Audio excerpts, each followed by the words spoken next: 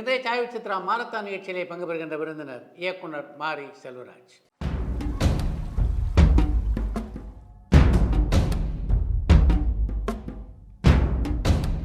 பரியேறும் பெருமாள் தான் மாரி செல்வராஜின் முதல் படம். தன்னுடைய முதல் படத்திலேயே தான் எப்படிப்பட்ட இயக்குனர் என்ற முத்திரையை மிக அழுத்தமாக பதித்தவர் இவர். பரியேறும் பெருமாள் படத்தை தொடர்ந்து கர்ணன், மாமன்னன், வாழை ஆகிய 3 படங்களை இயக்கியுடைய இவரது அடுத்த படைப்பு பைசன். இன்றைக்கு தமிழ் சினிமா உலகிலே உள்ள முக்கியமான கதாநாயகர்கள் எல்லோரும் இவருடன் இணைந்து பணியாற்ற வேண்டும் என்று ஆசைப்படுகிறார்கள் என்றால் அதற்கு முக்கியமான காரணம் இவருடைய திரைப்படங்கள் விமர்சன ரீதியாகவும் வசூல் ரீதியாகவும் இன்று வரையிலே வெற்றி பெற்றுக் கொண்டிருப்பது தான். தனக்கென ஒரு தனி அடையாளத்தையும் தன்னுடைய திரைப்படங்களுக்கென்று வித்தியாசமான ஒரு திரை மொழியும் வைத்திருக்கின்ற மாரி செல்வராஜ் தன்னுடைய திரையுலக அனுபவங்கள் பலவற்றை இந்த நேர்காணலிலே பகிர்ந்து கொண்டிருக்கிறார்.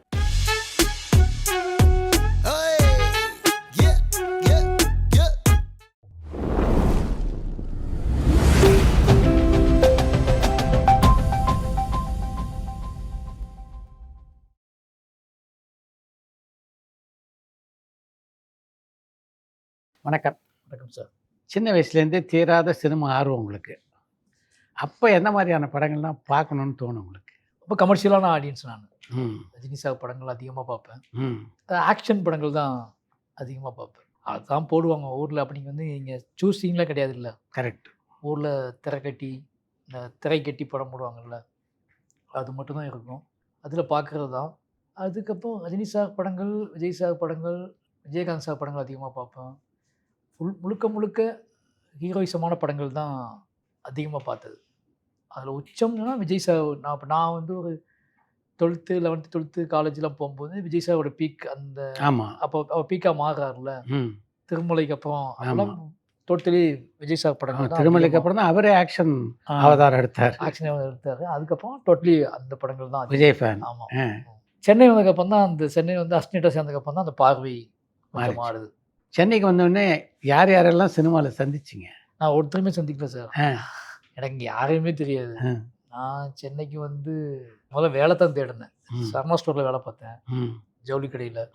3 months 4 months வேலை பார்த்தோம். பட் அங்கே எனக்கு செட் ஆகலை. அதுக்கப்புறம் நம்ம சாஸ்திரி பவன் பக்கத்தில் இருக்கக்கூடிய ஒரு பெட்ரோல் பங்கில் வேலை பார்த்தேன். அதுக்கப்புறம் ஒரு வீட்டில் வந்து அந்த வீட்டில் பிள்ளைங்களை பார்த்துக்கிறதுக்காக வேலை இருந்துச்சு. அந்த வேலை போய் பார்த்தேன். அவங்க தங்கி வந்து அவர் ஐசிபியில் வேலை பார்த்தாரு. அவர் வீட்டில் போய் அவங்க பிள்ளைங்களை பார்த்துக்கிறது ஒரு வேலை. இப்படி பார்த்துட்டு இருக்கும்போது நம்ம சினிமாவை ட்ரை பண்ணணும்னு முடிவு பண்ணும்போது இன்னொரு நண்பர் மூலமாக ஒரு ஆஃபீஸ் பாய் வேலை இருக்குது, நீங்கள் போயிங்களான்னு கேட்டோன்னா அப்படி ஆஃபீஸ் பாய் வேலைக்கு போனவன் தான் நான். அங்கே அது ராம்சார் ஆஃபீஸாக இருந்துச்சு. நான் பார்த்தது முதல் சினிமாக்காரன்னா ராம்சார் தான். ராமதான். ஆமாம். அருமை. நல்ல மனிதரை சந்திச்சு. ஆமாம். ஏமா யோசிச்சு பார்த்தா நான் யாரையும் பார்த்து பழகவே இல்லை. டைரெக்டாக நான் போய் எனக்கு கிடைச்ச வாய்ப்பு, எனக்கு தொடக்கம் எல்லாமே அங்கேருந்து தான் அமைக்குது. சினிமா கனவோட வந்து இது மாதிரி வேறு வேலைகளில் பார்த்துருந்தபோது எப்படி இருந்தது மனநிலை? நான் லா காலேஜ் படிச்சுட்டு அதை விட்டுட்டு வரேன். அது ரொம்ப பெயினாக இருக்கும். நம்ம தப்பு பண்ணிட்டோமா, ரொம்ப அவசரப்பட்டுட்டோமோ எல்லாம் தோணும். அழுக வரும். என்ன அப்படின்னா அப்போ கான்டாக்ட் இருக்காது உங்களுக்கு. நம்மளை ஃபோன் பண்ணி நீ வந்துருன்னு சொல்கிறதுக்கு ஆள் இருக்காது. நம்ம யார்ட்டையா உதவி கேட்கணும்னா அதுக்கும் ஆள் இருக்காது. சரி, எப்படியாவது பொழைச்சி கிடந்தா போதும் அப்படிங்கிற மனநிலையில் தான் நான் வந்து சுற்றிட்டு இருந்தேன். ஒரு விஷயம் எனக்கு தெரியும், நான் உறுதியாக நம்பினேன். எதுவாக இருந்தாலும் நம்மளால் சின்ன வயசுலேயே கூலி வேலைக்கு போனதுனால, நீங்கள் வாழைக்கு பார்த்தீங்களா, அந்த சின்ன வயசுலேயே கூலி வேலைக்கு போனதுனால எனக்கு ஒரு வேலை தேடுவதும் அந்த இடத்துல போய் வேலை செய்வதும் பிரச்சனையாக இல்லை. அப்போ சென்னையில் இருந்துட முடியும், சென்னையில் வந்து சர்வைவல் பண்ணிட முடியும் அப்படிங்கிறதுல அதில் எந்த மாற்று கருத்தும் எனக்கு இல்லை. அதனால் அந்த விஷயத்தில் ரொம்ப கான்ஃபிடெண்ட்டாக தான் இருந்தேன். அதனால் எனக்கு அவ்வளோ பெரிய சினிமாக்குள்ளே போவதுக்கான எங்கேயாவது யாராவது பழக்கப்படுவாங்க, யாராவது சொல்லுவாங்கல்ல, எங்கேயாவது சினிமாக்காரங்க தென்படுவாங்க, அவங்கள்ட்ட நம்ம பேசிட மாட்டோமா அப்படின்னு எல்லா ரோட்டையே பார்த்துட்டு இருக்குது. எனக்கு நல்லா ஞாபகம் இருக்குது. கோடம்பாக்கம் ரயில்வே ஸ்டேஷன்லாம் உட்காந்துட்டு இருந்தேன். இது கோடம்பாக்கம் தானே, இது இங்கே சினிமா நடிகர்கள் வருவாங்க அப்படின்னு சொல்லிட்டு கோடம்பாக்கம் ரயில்வே ஸ்டேஷன்லேருந்து உட்காந்துட்டுலாம் இருந்தேன். ஏன்னா யாருமே தென்பட மாட்டாங்க. நீங்கள் சொன்னது ஞாபகம் வச்சு பார்த்தீங்கன்னா எனக்கு ஒரே ஒருத்தர் சினிமாக்கார தான் நான் பார்த்தது ஞாபகம். அவர் பின்னாடியே நான் போனேன். அவர் வந்து பால் பாக்கெட் வாங்கிட்டு போனார். அது யாருன்னா நம்ம அரையன் 305 கடவுளில் பணக்காரர் ஆகிட்டே இருப்பார்ல, சாம்ஸ். அவர் வந்து கோடம்பாக்கத்தில் எங்கேயோ வந்து நான் ஃபஸ்ட்டு பார்த்த சினிமாக்கார கேட்டிங்கல்ல, ஃபஸ்ட்டு பார்த்த மாதிரியே கடையில் வந்து ஏதோ பால் பாக்கெட் ஏதோ வாங்கிட்டு சைக்கிளில் போயிட்டு இருந்தார். நான் அவர் பின்தொடர்ந்தே போயிட்டு இருந்தேன். சைக்கிளில் வேகமாக போயிட்டார். எங்கிட்ட போனார்னு எனக்கு தெரில. ராம் சார் தான் உங்களுக்கு வந்து சினிமா துறையை பொறுத்த வரைக்கும் பள்ளிக்கூடம், காலேஜு, சர்வ கலாசாலை எல்லாம் இல்லையா? ஆமாம். இங்கே வந்ததுக்கப்புறம் என்னோட உலகத்தை மாற்றினதில்லை, என்னோட பயணத்தை மாற்றினதில்லை, என்னோட பார்வையை மாற்றினதில்லை. முதல் வாசல் அவர் தான் சொல்ல முடியும். ஏன்னா நான் எதிர்பார்க்கவே இல்லை இப்படியாப்பட்ட ஒரு சினிமா இருக்கும், இப்படியாப்பட்ட உலகம் இருக்கும், இவ்வளோ லிட்ரேச்சர், இவ்வளோ புத்தகங்கள், இது மூலமாக நம்ம வந்து நாமே கண்டுபிடிப்போம், நம்ம பயங்கரமாக வந்து இவ்வளோ பயணப்படுவோம், இவ்வளோ மனிதர்களை சந்திப்போம், நம்ம மனநிலை, நம்மளோட வாழ்க்கை குறித்தே நமக்கு ஒரு ஒப்பீனியன் வரும் அப்படிலாம் யோசிக்கவே இல்லை. பட் இது எல்லாம் நிகழ்ந்தது ஆம்சா கூட சேர்ந்து ட்ராவல் பண்ண காலங்களில் தான். எந்த காலகட்டத்தில் மாரி செல்வராஜ் ராம் அடையாளம் கண்டு கொண்டார்? ஆஃபீஸ் பாயாக நான் வந்து வேலை பார்த்துட்ருக்கேன். ஆஃபீஸ் பாய்னா பெருசாக கான்டாக்ட் இருக்காது இல்லை, டேரக்டரோட கான்டாக்ட் பெருசாக இருக்காது. இப்படி வேலை பார்த்துட்ருக்கானே அவருக்கு தெரியாது. ஒரு மழை நாளில் வந்து அசிஸ்டன்ஸ் யாருமே இல்லை ஆஃபீஸில், நான் மட்டும் தனியாக இருந்தேன் ஆஃபீஸில். அப்போ எங்கேயோ போயிட்டு பைக்கில் வந்தார் ராம் சார், ஆஃபீஸ்க்கு வந்தார். பட் டீ கேட்டால் டீ போட்டு கொடுத்துட்டு ஃபோன் பேசிட்டே ரோட்டில் இது வடபழனி ஜானகி மெட்ரிகுலேஷன் ஸ்கூல்னு ஒரு ஸ்கூல் இருக்கும். ஆமாம், அந்த ஸ்கூலுக்கு ஆப்போசிட்டில் தான் ஆஃபீஸு. அந்த ரோடு எம்டியாக தான் இருக்கும். அப்போது இவ்வளோ பரபரப்பாலாம் இருக்கு. ஆமாம், அங்கேருந்து ஃபோன் பேசிகிட்டே நடந்துகிட்டே இப்போ ஃபோன் பேசுவாங்க. அப்போது ஒரு 4 நாய் அவரை சூழ்ந்துடுச்சு. அந்த நாய் அவர் மாட்டிக்கிட்டு இருக்கும்போது அப்போ தம்பி தம்பின்னு கூப்பிட்டார். நான் உள்ளே போய் அதை அப்படியே விளக்கி விட்டுட்டு அதுக்கு பயப்படாமனோடனே அவருக்கு ரொம்ப ஷாக்கு. யாரா நீ, நாய்க்கெலாம் பயப்பட மாட்டேன்ற அப்படின்னு கூப்பிட்டு அன்றைக்கி தான் பேச ஆரம்பிக்காது என்கிட்ட. ஏன்னா யாருமே இல்லைல்ல. கரெக்ட். அப்போ வந்து யார் நீ, என்ன படிச்சிருக்க, நீ என்ன, உன் பேர் என்னன்னு கேட்கும்போது நான் அப்படியே பேச ஆரம்பிக்கிறேன். பேசாமல் அவருக்கு ரொம்ப ஷாக்கோ, லா காலேஜ் டிஸ்கன்யூ இங்கே வந்துட்டு வேலை பார்த்துட்டு இருக்கான்னு. அவர் அப்போ அந்த ஃபுல் நைட்டு அவர் என்ன நினச்சா தெரில, எனக்கான நைட்டாக மாற்றிட்டார். அருமை. ஃபுல் நைட்டும் உரையாடல் தான். காலைல 10 மணி வரைக்கும் 2 பேரும் பேசியிருப்போம். அப்பா, நான் ஒவ்வொரு கதையாக சொன்னேன். ஏன்னா இதுக்கு காரணம் அவருக்கு திருநெல்வேலி சொந்த ஊர், அவங்க அப்பா பிறந்த சொந்த ஊர், வீடுலாம். அவர் வீட்டுக்கும் அவரோட பூர்வீக வீட்டுக்கும் எங்கள் வீட்டுக்கும் கிட்டத்தட்ட ஒரு 6 கிலோமீட்டர் தான். அதனால் அவருக்கு திருநெல்வேலியை பற்றி ஒரு ஒரு பூர்வீகமான ஒரு கதை இருக்குல்ல. அதனால் நான் திருநெல்வேலின்னு சொன்ன உடனே அவருக்கு நிறைய கதைகளை தெரிஞ்சுக்கணும்னு ஆசை. அது அத்தனைக்குமான தகவல்கள் என்கிட்ட இருந்துச்சு. எதை பற்றி கேட்டாலும் நான் அன்றைக்கி ஃபுல் டே என்னோட டேவாக எடுத்துக்கிட்டேன். நான் அது காலைல விடியும் போது நீ ஷூட்டிங் ஸ்பாட்டுக்கு வந்துடு அப்படின்ட்டார். நீ நடி. அப்புறம் நான் எதுக்கு சினிமாவுக்கு வந்தேன் அப்படின்னா, நான் டைரக்ஷன் மேலே ஒரு பெரிய பயம் நமக்கு. அதுக்கு இங்கிலீஷ் தெரியணும், அது நிறைய கற்றுக்கணும், நம்மளால் அது வாய்ப்பு இல்லை போல, நம்ம நடிக்க போயிடலாம், நம்ம டான்ஸ்லாம் ஆட வரும்னு சொல்லிட்டு நடிக்க அப்படின்னு நான் நடிக்கணும்னு ஆசைப்பட்டேன் சார் தான் சொன்ன அவர்கிட்ட. பட் இந்த கதையெல்லாம் கேட்டதுக்கப்புறம் அவர் சொன்னார், நீ டைரக்டர் ஆகணும், இவ்வளோ கதைகளை வச்சுக்க ஒருத்தன், அதுக்கப்புறம் நீ முடிவு பண்ணிக்கணும் நடிக்கணுமா நம்மன்ட்டு, முதல்ல நீ டைரக்டர் ஆகணும், எனக்கு என்னமோ நீ டைரக்டர் ஆனால் பயங்கரமாக இருக்கும்னு தோணுது அப்படின்னாரு. சரின்னு சொல்லிட்டு நாளைக்கு ஸ்பாட்டுக்கு வந்துடு அப்படின்ட்டு. அதுக்கப்புறம் நான் ஃபஸ்ட்டு அட்டன் பண்ண ஸ்பாட் வந்து மெர்னா பீச்சில் அந்த கட்டளை தமிழில் வந்து பீச்சில் ஷூட் பண்ணுவார். அந்த சீக்வன்ஸ் எடுக்கும்போது அதான் என்னோடய ஃபஸ்ட்டு டே ஷூட். அன்னையிலேருந்து அவர் கூடவே ட்ராவல் பண்ண ஆரம்பிச்சு. கட்டுறது தமிழ் உங்களுக்கு என்ன கற்றுக் கொடுத்தது?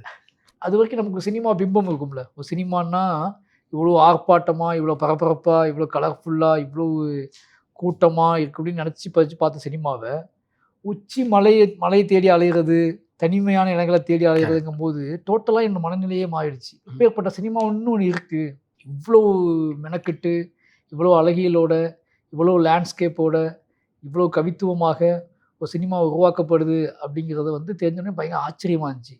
பட் அது படம் பிடிக்கப்பட்ட விதமும், அந்த அவ்வளோ அமைதியாக படம் பிடிச்சி அது ஸ்க்ரீனில் பார்க்கும்போது அது கொடுத்த பிரம்மாண்டம், இதெல்லாம் பெரிய வியப்பை கொடுத்துச்சு. அப்போ சினிமா அதுக்கப்புறம் தான் நான் வந்து அவர் ஆஃபீஸில் வந்து வேர்ல்டு சினிமாலாம் பார்க்க ஆரம்பிக்கிறேன். எனக்கு சப்டைட்டிலே புரியாது, ஆனால் எல்லா படத்தையும் பார்க்க ஆரம்பிச்சிடுவேன். பார்க்க ஆரம்பிச்சுன்னா இந்த விஷுவலின் வழியாக நான் அந்த கதையை உணர ஆரம்பிச்சேன். ஆமாம். அப்போ இல்லை, நான் வந்து ஃபஸ்ட்டு தயங்கினேன் இந்த படங்கள்லாம் பார்க்குறதுக்கு. பாப்பியாடான்னு கேட்பாரு. சரி, எனக்கு சப்டைட்டில் புரியாது சார் சொல்லுவேன். அப்போ அவர் சொல்லுவார் என்கிட்ட, சப்டைட்டில் புரியாதுன்னா ரொம்ப நல்ல விஷயம் தான்டா, நீ வந்து உன்னோட விஷுவலாக அந்த படத்தை நீ உணர ட்ரை பண்ணு, உனக்கு அது விஷுவலாக கன்வே ஆகும்போது இன்னும் சினிமா உனக்கு பயங்கரமாக புலப்படும். அது மட்டும் இல்லாமல் கட்டிங் பாயிண்ட் உனக்கு ஈஸியாக கண்டுபிடிக்க முடியும். நீ சப்டைட்டிலே கீழே பார்த்துட்டே இருந்தேன்னா உனக்கு நீ எப்படியோ லைவாக பார்த்துட்டு ஒரு நிகழ்வு நடக்குது, அந்த நிகழ்வுலேருந்து உனக்கு என்ன புரியுது, அந்த கதாபாத்திரங்களின் வழியாக, அந்த அசைவுகளின் வழியாக நீ என்ன உணர்ற, அதை எப்படி கட் பண்ணுறாங்க, இது எல்லாமே உனக்கு வெறுமனே தெரியும், இதை ஃபாலோ பண்ணு அப்படின்னாரு. அப்போ தொடர்ந்து படம் பார்க்க ஆரம்பித்தேன். புரியுதோ புரியலையோ, அந்த அந்த அந்த படத்துக்கு எங்கிட்ட ஒரு கதை இருக்கும், நானாக சொல்லுவேன். மற்ற அசிஸ்டன்ட்லாம் இருப்பாங்கல்ல, நல்லா படித்தவங்க அசிஸ்டன்ட்லாம் இருப்பாங்கல்ல, அவங்க அந்த கதையை வேகமாக சொல்லுவாங்க. அப்போ தான் தெரியும் இது கதை இது இல்லையா அப்படின்னு சொல்லி. பட் நான் சொல்கிற கதை இன்ட்ரெஸ்டாக இருக்குன்னு சொல்லுவாங்க அவங்க. இது மாதிரி இருந்திருந்தா நல்லா இருக்கும். ஆமாம், அப்படி சினிமா கற்றுக்கிட்டது தான் இது முழுக்க அவர் மூலமாக தான் சாத்தியமாச்சு எல்லாமே. நீங்கள் பணியாற்றிய கட்டளை தமிழ் படத்தை திரையில் பார்த்தபோது அந்த படம் உங்களுக்கு என்ன சொல்லிச்சு? அது ஒரு பயங்கரமான பிரமிப்பு சார். அது என்னன்னா, எனக்கு ஃபர்ஸ்ட்டு படத்திலேயே வந்து அந்த படம் முடியும்போது கிட்டத்தட்ட படம் ரிலீஸ் ஆகும்போது கூட அந்த அசிஸ்டன்ட்ஸ்லாம் போயிட்டாங்க. ம். இன்னும் சொல்லப்போனா சுயநலமா சொல்லணும் அப்டின்னா, அவங்க போனனால தான் நான் அவ கூட அவ்வளோ நெருக்கமானேன். அவ கூட நான் அடுத்த படிக்கு போக ஆமா. முடிஞ்சது. அவ அவ அவ கூட நான் மட்டுமே இருந்தேன். ம். அந்த படம் கொஞ்சம் கட் பண்ணலான்னு படம் ரிலீஸ் ஆனதுக்கப்புறம் கட் பண்ணலான்னு முடிவு பண்ணார் சார். அப்ப அது ஃபிலிம்ல. ஆமா. அப்ப நான் தான் தியேட்டரா போனேன் ஓ! கட் பண்றதுக்கு. ம். கட் பண்ணி அந்த அந்த அந்த ஃபிலிம வாங்கி பேக்ல வச்சு கொண்டு வந்து வீட்டுக்கு கொண்டு வருவேன். அப்புறம் அந்த படம் ஃபர்ஸ்ட் டைம் தியேட்டர்ல பார்க்கும்போது, நான் உணர்ந்தது என்ன அப்டின்னா, அந்த நம்ம ஒரு ஒரு வெயிலுக்குள்ள ரொம்ப தூரம் நடந்து போயி, நம்ம ஷூட் பண்ணும்போது நெறைய உபாதைகள பார்த்துருப்போம்ல. அது எல்லாம் திரையில பார்க்கும்போது அந்த விஷுவல் நார்மலைஸா ரொம்ப சிம்பிளா தெரிஞ்ச ஒரு விஷுவல், இங்க வேற ஒண்ணா தெரிஞ்சுச்சுல்ல. ம். அது ஒரு பயங்கர வியப்ப குடுத்துச்சு எனக்கு. அப்போ இன்னொன்னு, என் உலகத்த அப்படியே மாத்துது. சினிமாவ பற்றியான பார்வைய மாத்துது. ஓ! நான் ரொம்ப கவனமா படங்கள பார்க்க ஆரம்பிக்கிறேன். எனக்கு வந்து அதுவரைக்கும் அந்த சவுண்ட் அதிகமா இருக்கக்கூடிய படங்கள் பிடிக்காம போகுது. சவுண்ட்னா ம். கூட்டமா ஆடிக்கிட்டே, பாடிக்கிட்டே கொண்டாட்டமாவே இருக்கக்கூடிய படங்கள் வந்து அதிலிருந்து விலகுறேன் முதல்ல. புரியுது. ஒரு அமைதிய, ஒரு வேகமான ஒரு உலகத்த பார்க்க ஆரம்பிக்கிறேன். கட்டுரைமோட தாக்கம் தான் பெரியம்மாள்ல கருப்பி நாய்லாம். ஆ. அது ஒரு டாக் நம்ம ஆமா. ஹேண்டில் பண்ணியிருப்போம். ஆமா. அந்த டாக் கூட தான் நான் அலைவேன். ஷூட் ம். பண்ணும்போது அத கூட்டிட்டு வரது, போகுது. அந்த ஃபாலோலாம். அது அந்த அந்த டாக் கிட்ட எலிவேட்டர்லாம் செத்து போகும். அந்த செத்து போன அன்னைக்கு தான் எனக்கு என் பழைய நம்ம என்ன பண்ணோம், நம்ம ஊர்ல என்ன நடந்துச்சுன்னு ஞாபகத்துக்கு வருது எனக்கு. ம். அன்னைக்கு கட்டுரை தமிழ்ல அந்த டாக் சீன் கிளைமாக்ஸ் லாஸ்ட் ஷாட்ல அந்த டாக் செத்து போகும். அந்த ஷாட் எடுக்கிறப்போ எனக்கு ஞாபகம் வந்தது தான் அந்த சீக்வென்ஸ். ஓ! ஊர்ல நம்ம இதே மாரி நம்ம நாய் செத்து போச்சு நம்ம அப்படின்னு சொல்லி ஞாபகத்துக்கு வந்து, அதிலிருந்து நான் கதைய வந்து யோசிக்க ஆரம்பிச்சு, ம். என்னோட சினிமாவுக்குள்ள நான் டிராவல் பண்ண ஆரம்பிச்சது கட்டுரை தமிழ் ஒரு முக்கியமான ஒரு பங்கு. முதல் கதைய எப்ப எழுதினீங்க? நான் வந்துட்டு எழுதுவதில பல கதைகள் அவர்ட்ட சொல்ல ஆரம்பிச்சுருவேன். ஏன்னா ரொம்ப ம். தூரம் பயணப்படுவோம்ல. ம். 2 பேரும் பைக்லயே கொச்சின் போயிருக்கோம். பைக்லயே கன்னியாகுமரி போயிருக்கோம். பைக்லயே தான் அலைவோம் 2 பேரும். ஓ! 2 பேரும் கன்னியாகுமரி வரைக்குமா? பை பைக்லயே கோயம்புத்தூர். அடடா! வேற எதுலயும் போமாட்டோம். பைக்ல மட்டும் தான் டிராவலு. அ. அப்போ நெறைய பேசிக்குவோம் 2 பேரும். ஓ! 2 பேரும் பைக்லயே தான் அலைவோம். முழுக்க திருவண்ணாமலைக்கெல்லாம் கிட்டத்தட்ட வீக்லி ஒரு நாள் பைக்ல போயிடுவோம். அப்ப அந்த ரொம்ப நீண்ட டிராவல் அதிகமா இருந்துச்சு. ரொம்ப அப்போ பேசுறது தான் பயங்கரமான ஒரு வேலையா இருக்கும். கேட்டுக்கிட்டே இருப்பார். அப்போ தோன்ற கதையெல்லாம் சொல்லிட்டே இருப்போம்ல. அப்படி முதல்ல நான் சொன்னது தான் வாழை. ஓ! முதல்ல அதான் ஆமா. சொன்னீங்களா? முதல்ல வாழை தான் சொன்னேன் நானு. ஓ! அது பயங்கர ஷாக்கிங்கா இருந்துச்சு. பயங்கரமா வந்து அவரு "என்னடா சொல்ற?" அப்படின்னு கேட்டாரு. "ஆமா சார்" அப்படி சொல்லி அங்கேருந்து தப்பிச்சு வந்தவன் தான் சார் நானு அப்படி சொன்னேன். இத படமா பண்ணலான்ட்டு இருக்கேன் சார் அப்படின்னு. அப்ப அவர் சொன்னாரு, "இத ஃபர்ஸ்ட்ல படமா பண்ணாத. அ. நீ யாருன்னு தெரிஞ்சதுக்கப்புறம், மாரி செல்வராஜ் யாருன்னு மக்களுக்கு பரிச்சயமானதுக்கப்புறம், இந்த கதைய பண்ணா, இதுதான் மாரி செல்வராஜ். இங்கேருந்து வந்தவன் தான் மாரி செல்வராஜ்ன்னு தெரிஞ்சா, அந்த கதையோட வேல்யூ வேற மாரி இருக்கும்." சரியான யோசனை. ஆமா. அதனால கொஞ்சம் வெயிட் பண்ணு. ம். வேற கதை பண்ணு அப்படின்னு சொன்னாரு. அதுக்கப்புறம் கர்ணன் தான் பாண்டிய ராஜாக்கள் அப்படிங்கிற பேர்ல கர்ணன் கதைய பண்ணேன். அது வந்து நான் வந்து பேட்லா பல்ஜியஸ்ன்னு ஒரு படம் பார்த்தேன். பார்த்துட்டு எனக்கு வந்து பயங்கரமா அந்த அந்த படம் வந்து என்னை உலுக்கிடுச்சு. அதோட அரசியல், அதோட ஆர்ப்பரிப்பு, அதோட ஃபிலிம் மேக்கிங் அந்த தாக்கத்துல எங்க ஊர்ல நடந்த ஒரு விஷயத்த கர்ணன நான் பயங்கரமா யோசிக்க ஆரம்பிக்கிறேன். இத ஒரு இந்த மாரி ஒரு பொலிட்டிக்கல் படமா இத எடுக்கணும்னு முடிவு பண்ணும்போது, அப்பவும் அவர் சொன்னாங்க என்ட்ட. இது ஒரு பெரிய ஹீரோ பண்ணணும். கரெக்ட். உன் ஃபர்ஸ்ட் படமா பெரிய ஹீரோ கிடைப்பாரான்னு டவுட் வரும் உன் மேல. இந்த கதைய சொன்னீன்னா, இத நீ எடுத்துருவியான்னு டவுட் வரும். அதனால நீ வேற ஒரு கதை பண்ணு அப்படின்னாரு. அப்ப அப்படியே தூக்கி வச்சுட்டு, ம். அதுக்கப்புறம் பண்ணது தான் பரிய பெருமாள். உங்களுக்கு ஒரு ஸ்டோரி பேங்க் உருவாக காரணமா ஆமா. இருந்திருக்காரு. நீங்க என்னன்னா, அதுக்கு பரிய பெருமாள் பண்ணதுக்கப்புறம் அவர் சொன்னாரு, "பரிய பெருமாள் கதை சொல்றேன். ம். சூப்பர். இதான் உன் ஃபர்ஸ்ட் படமா இருக்கணும். ஓ! ஒரு காலேஜ் பேக்ட்ராப்பு, ஒரு சின்ன பட்ஜெட்டு, அதுக்குள்ள ஒரு கான்ஃப்ளிக்ட், ஒரு அரசியல், உன்னோட கிராஃப்ட்டு, நீ யாருன்னு தெரிஞ்சதுக்கப்புறம் உன்ன மத்த படங்கள பண்ணணும். பரிய பெருமாள் தான் ஃபர்ஸ்ட் சாய்ஸா பண்றோம்." அதுக்கப்புறம் சொன்னாங்க என்ட்ட கர்ணன் இப்போ தனுஷ் சார் கூப்பிட்டோனே கர்ணன பண்ணிடு ம். அப்படின்னு சொல்லி. வாழை வந்து கரெக்ட்டா நான் மாமன்னன் பண்ணிட்டு இருக்கும்போது, மாமன்னன் வந்து ரகுமான் சார் மியூசிக்கு, உதய் சாரு, வடிவேல் சார், பகத் பாசில்னு அந்த செட்டப் பெருசா இருந்த உடனே, "டேய் இது முடிச்ச உடனே வாழை பண்ணிடுறா. ம். அது பயங்கரமா உனக்கு செட் ஆகும்" அப்படின்னு சொல்லி ரைட் டைம். ரைட் டைம் வாழை பண்ணணும் ரைட் டைம் அப்படின்னாரு. ம். நானும் அதனால மாமன்னன் ரிலீஸ் ஆகுறதுக்கு முன்னாடியே வாழை ஷூட்டிங் ஆமா. போயிட்டேன். ஆமா. நிச்சயமா அவர் குடுத்த ஷெட்யூல் இருக்குல்ல, அவர் சொல்லி அந்த அந்த அந்த பிளான் வந்து என் லைஃப்ல பயங்கரமான சப்போர்ட்டிவா டோட்டலி யோசிச்சு பார்த்தா, என்ன வந்து வரிசைப்படுத்தினது, என் லைஃப்ப வந்து கரெக்ட்டா வந்து ஒரு ஆர்டர் கொண்டு வந்தது. அது அருமை. எப்பப்ப என்னென்ன செய்யணும் அப்படிங்கிறத செட் பண்ணி குடுத்தது. இது எல்லாமே அவர்தான். இதை தாண்டி ஒரு டைரக்டராக ராம்கிட்டேருந்து நீங்கள் படித்தது என்னன்னு சொல்லலாம்? அவர் சொல்லுவார், உன்னோட ஃபிலிம் லாங்குவேஜ் அப்படிங்கிறது வந்து எங்கேயோ பெருசாக நீ வந்து நம்ம அங்கே போய் படிக்கலையே, எங்கே போய் படிக்கலையே, இன்ஸ்டியூட்டில் படிக்கலாம் யோசிக்காத. ஃபிலிம் லாங்குவேஜ் அப்படிங்கிறது இந்த படத்தை நீ ஏன் எடுக்கிற அப்படிங்கிற ஒரு நேர்மை தான். ஒரு கதையை சூஸ் பண்ணுற, இந்த கதையை படம் எடுக்கணும்னு உனக்கு ஆசை வருது, அதுக்காக வேலை பார்க்க ஆரம்பிக்கிற, அதுக்காக திரைக்கதை எழுதுற, அதுக்காக ஷூட்டிங் போகிற, கஷ்டப்படுற, சண்டை போடுற, ஃபைட் பண்ணுற, புடிசோட மல்லு கட்டுற. பட் இது எல்லாம் ஃபைனலி எதுக்கு இந்த படம் அப்படின்னு ஒன்று இருக்குல்ல, இந்த படத்தை நீ ஏன் எடுக்கணும்னு இருக்குல்ல, அந்த நேர்மை தான் உன்னோட ஃபிலிம் லாங்குவேஜ் உருவாக்கும். அதனால் ஒரு திரைக்கதைக்கு நேர்மையாக முயற்சி பண்ணு, அந்த கதைக்கு நேர்மையாக முயற்சி பண்ணு. அந்த நேர்மை இல்லை அப்படின்னா யார் கொடுத்தாலும் உன் கதை போக ஆரம்பிச்சு பின்னாடி. உங்ககிட்ட ஒரு நேர்மை இருந்தால் தான் உன் பின்னாடியே அந்த கதை வரும், அந்த திரைக்கதை உன் பின்னாடியே வரும்.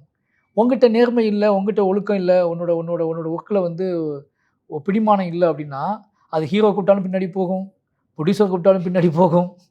ரொம்ப நுணுக்கமான விஷயம். ஆமாம், அப்படி எல்லா பின்னாடியும் போகக்கூடாது உன்னோட திரைக்கதை. அது உங்களோட கண்ட்ரோலில் இருக்கணும். அப்போ உன்னோட கண்ட்ரோலுக்கு அது இருக்கணும் அப்படின்னா உங்கள்கிட்ட ஒரு பிடிமானம் இருக்கணும், உங்கள்கிட்ட ஒரு நேர்மை இருக்கணும். உங்கள்கிட்ட யாராவது இதை மாற்று அப்படின்னு சொன்னாங்கன்னா அதுக்கான நியாயமான காரணத்தை, மாற்ற முடியாததுக்கான நியாயமான காரணத்தை சொல்லக்கூடிய வல்லமை உனக்கு இருக்கணும். அப்படின்னா தான் உன் மேலே நம்பிக்கை வரும். அவங்களுக்கு நீ ஃபஸ்ட் படம் பண்ணுறியா, செகண்ட் படம் பண்ணுறியா, இது எல்லாத்தையும் மைண்டில் வச்சு தான் அவங்க கேட்பாங்க. நீ எத்தனை படம் பண்ணாலும் உன் சொல்லில் ஒரு பவர் இருக்குது, அதுக்குள்ளே அவங்களால புரிஞ்சிக்க முடியுது, இவன் கரெக்டாக அதை எடுத்துருவான்னு நம்பிக்கை வந்துச்சு, இவன்கிட்ட ஒரு நேர்மை இருக்குன்னு நம்பினாங்கன்னா அலோவ் பண்ணுவாங்க. நீ கன்ஃபியூஸாக பேச ஆரம்பிச்சேன்னா நான் சொல்கிறத கேளு தம்பி அப்படின்ட்டு அப்படியே அவங்கள்ட்ட பேசி உன்னை தாஜா பண்ணி உன் திரைக்கதையை அவங்க கூட்டிகிட்டு போயிடுவாங்க. அதுக்கப்புறம் நீ நினச்சா கூட உன் படமாக அது இருக்காதுங்க அப்படின்பாரு. அதுதான் என்னோட முழு சரியான பாடம், ஒட்டுமொத்த சினிமாவுக்குமான பாடமாக அதுதான் எடுத்துக்கிட்டேன். நீங்கள் பார்த்தது பல கமர்ஷியல் படங்கள், ஆனால் உங்களுடைய படங்கள் இப்படி இருக்கணும் அப்படின்னு அந்த பாதையை எப்படி திட்டமிட்டீங்க? அதுக்கும் ராம் சார் தான் மைண்ட் காரணம். ஏன் அப்படின்னா அவர் என்ன பண்ணுவாங்கன்னா அவர்கிட்ட நான் யதார்த்தத்தை பார்க்குறேன், அவர் சினிமா யதார்த்தமாக ட்ரை பண்ணுறாரு, ஒரு லிட்ரேச்சர் குவாலிட்டியோட ட்ரை பண்ணுறாரு. இப்போ என் வாழ்க்கையை நான் படம் பிடிச்சி காட்டுறேன்னு சொல்லும்போது பரியேறும் பெருமாள் நான் ஷூட்டிங் போயிட்டு அதை எப்படி மேக் பண்ணுறதுன்னு எனக்கு குழப்பம். ஷார்ட் ஆர்டரா எப்படி எடுக்கிறதுனா ஃபஸ்ட் படம்னால ஆளாளுக்கு அட்வைஸ் பண்ணுறாங்க, ஓகேங்களா? இப்போ நான் என் மைண்டில் வேற ஒன்று ஓடுது, அது மற்றவங்களுக்குலாம் சினிமாவாக ஓடுது, எனக்குள்ளே அது ஒரு லைஃபாகவும் அது வந்து பயங்கரமான ஒரு வேற ஒரு ப்ராசஸாகவும் ஓடிட்டே இருக்குது. இது அவங்க எல்லாத்துக்குமே நார்மலாக ஒரு ஷார்ட்டு, நார்மலாக ஒரு ஷார்ட் ஆர்டர், நார்மலாக ஒரு சீனு இப்படியே ஓடுது. இதில் வந்து எப்படி இவன்கிட்ட பிடுங்குறது, நான் இதை வந்து எப்படி தடுத்து நிறுத்துறதுன்னு எனக்கு தெரியல. ஏன்னா எல்லாத்துக்கும் ஃபஸ்ட் படம் அந்த ப்ரெஷர் ஒன்று இருக்கும்ல. அப்போ நான் அவருக்கு கால் பண்ணி எனக்கு முடியலன்னு நினைக்கிறேன், எனக்கு தெரில, எனக்கு சரியாக வரமாட்டேன்னு நினைக்கிறேன், எல்லாம் எனக்கு வரலன்னு சொல்கிறாங்க, எனக்கு சினிமா எடுக்க தெரியலன்னு சொல்கிறாங்க. அப்போ அவர் சொன்னார், உன்னோட லைஃப்பை நீ படம் பண்ணுற, உன் லைஃப் அவங்க யாருக்கும் தெரியாது, உன்னோட ஃப்ரேம்குள்ளே என்ன இருக்கணும் என்ன இருக்கக்கூடாது, நீ என்ன பார்த்த என்ன பார்க்கல அப்படிங்கிறத நீ முடிவு பண்ணு. உனக்கு முதல்ல விஷயம் புரிஞ்சுக்கோ, கதை சொல்கிறது நீ முழுசாக கதையை சொல்லணும்னா உன்னோட என்ன தோணுதோ அதைப்படி சொல்லு, முடிவை அப்போ பார்த்துக்கலாம், நீ துணிஞ்சு உன் வேலையை செய்ய, எதை பற்றியும் யோசிக்காத, நீ எடுக்கிறதா உன்னோட சினிமா. உனக்கு தோன்றது ஒன்று தோணுது, அது வந்து நான் நார்மலாக அது வரைக்கும் இந்த ஃபார்முலாவில் வந்து வெளியே இருக்குது அப்படின்னா அதை சொல்லத்தான் நீ வந்திருக்குன்னு அர்த்தம். கரெக்ட். அது எல்லாருக்கும் வந்து இது வந்து இது ஆர்டர்லேயே இல்லையே, இப்படி ஷார்ட் டிவிஷனே பிரிக்க முடியாது அப்படின்னு யாராவது சொன்னாங்கன்னா அதை உடைக்க தான் நீ வந்திருக்குன்னு அர்த்தம், நீ எடு அப்படின்னு சொல்லிட்டார். இனிமேல் எனக்கு ஃபோனே பண்ணாத, படத்தை முடிச்சுட்டு தான் எனக்கு ஃபோன் பண்ணணும், சும்மா ஃபோன் பண்ணக்கூடாது அப்படின்ட்டார். அப்புறம் நான் வந்து ஒரு பைத்தியமாய் வேலை பார்த்தேன், யாரோட பேச்சும் கேட்க மாட்டேன், ஸ்பாட்டில் எதை பற்றியும் கண்டுக்க மாட்டேன். ஒரு கட்டத்துக்கு அப்புறம் வசமாக வந்து ஒரு சைக்கிளோட மாட்டிட்டமேனு எல்லாருமே நினைக்க ஆரம்பிச்சிட்டாங்க.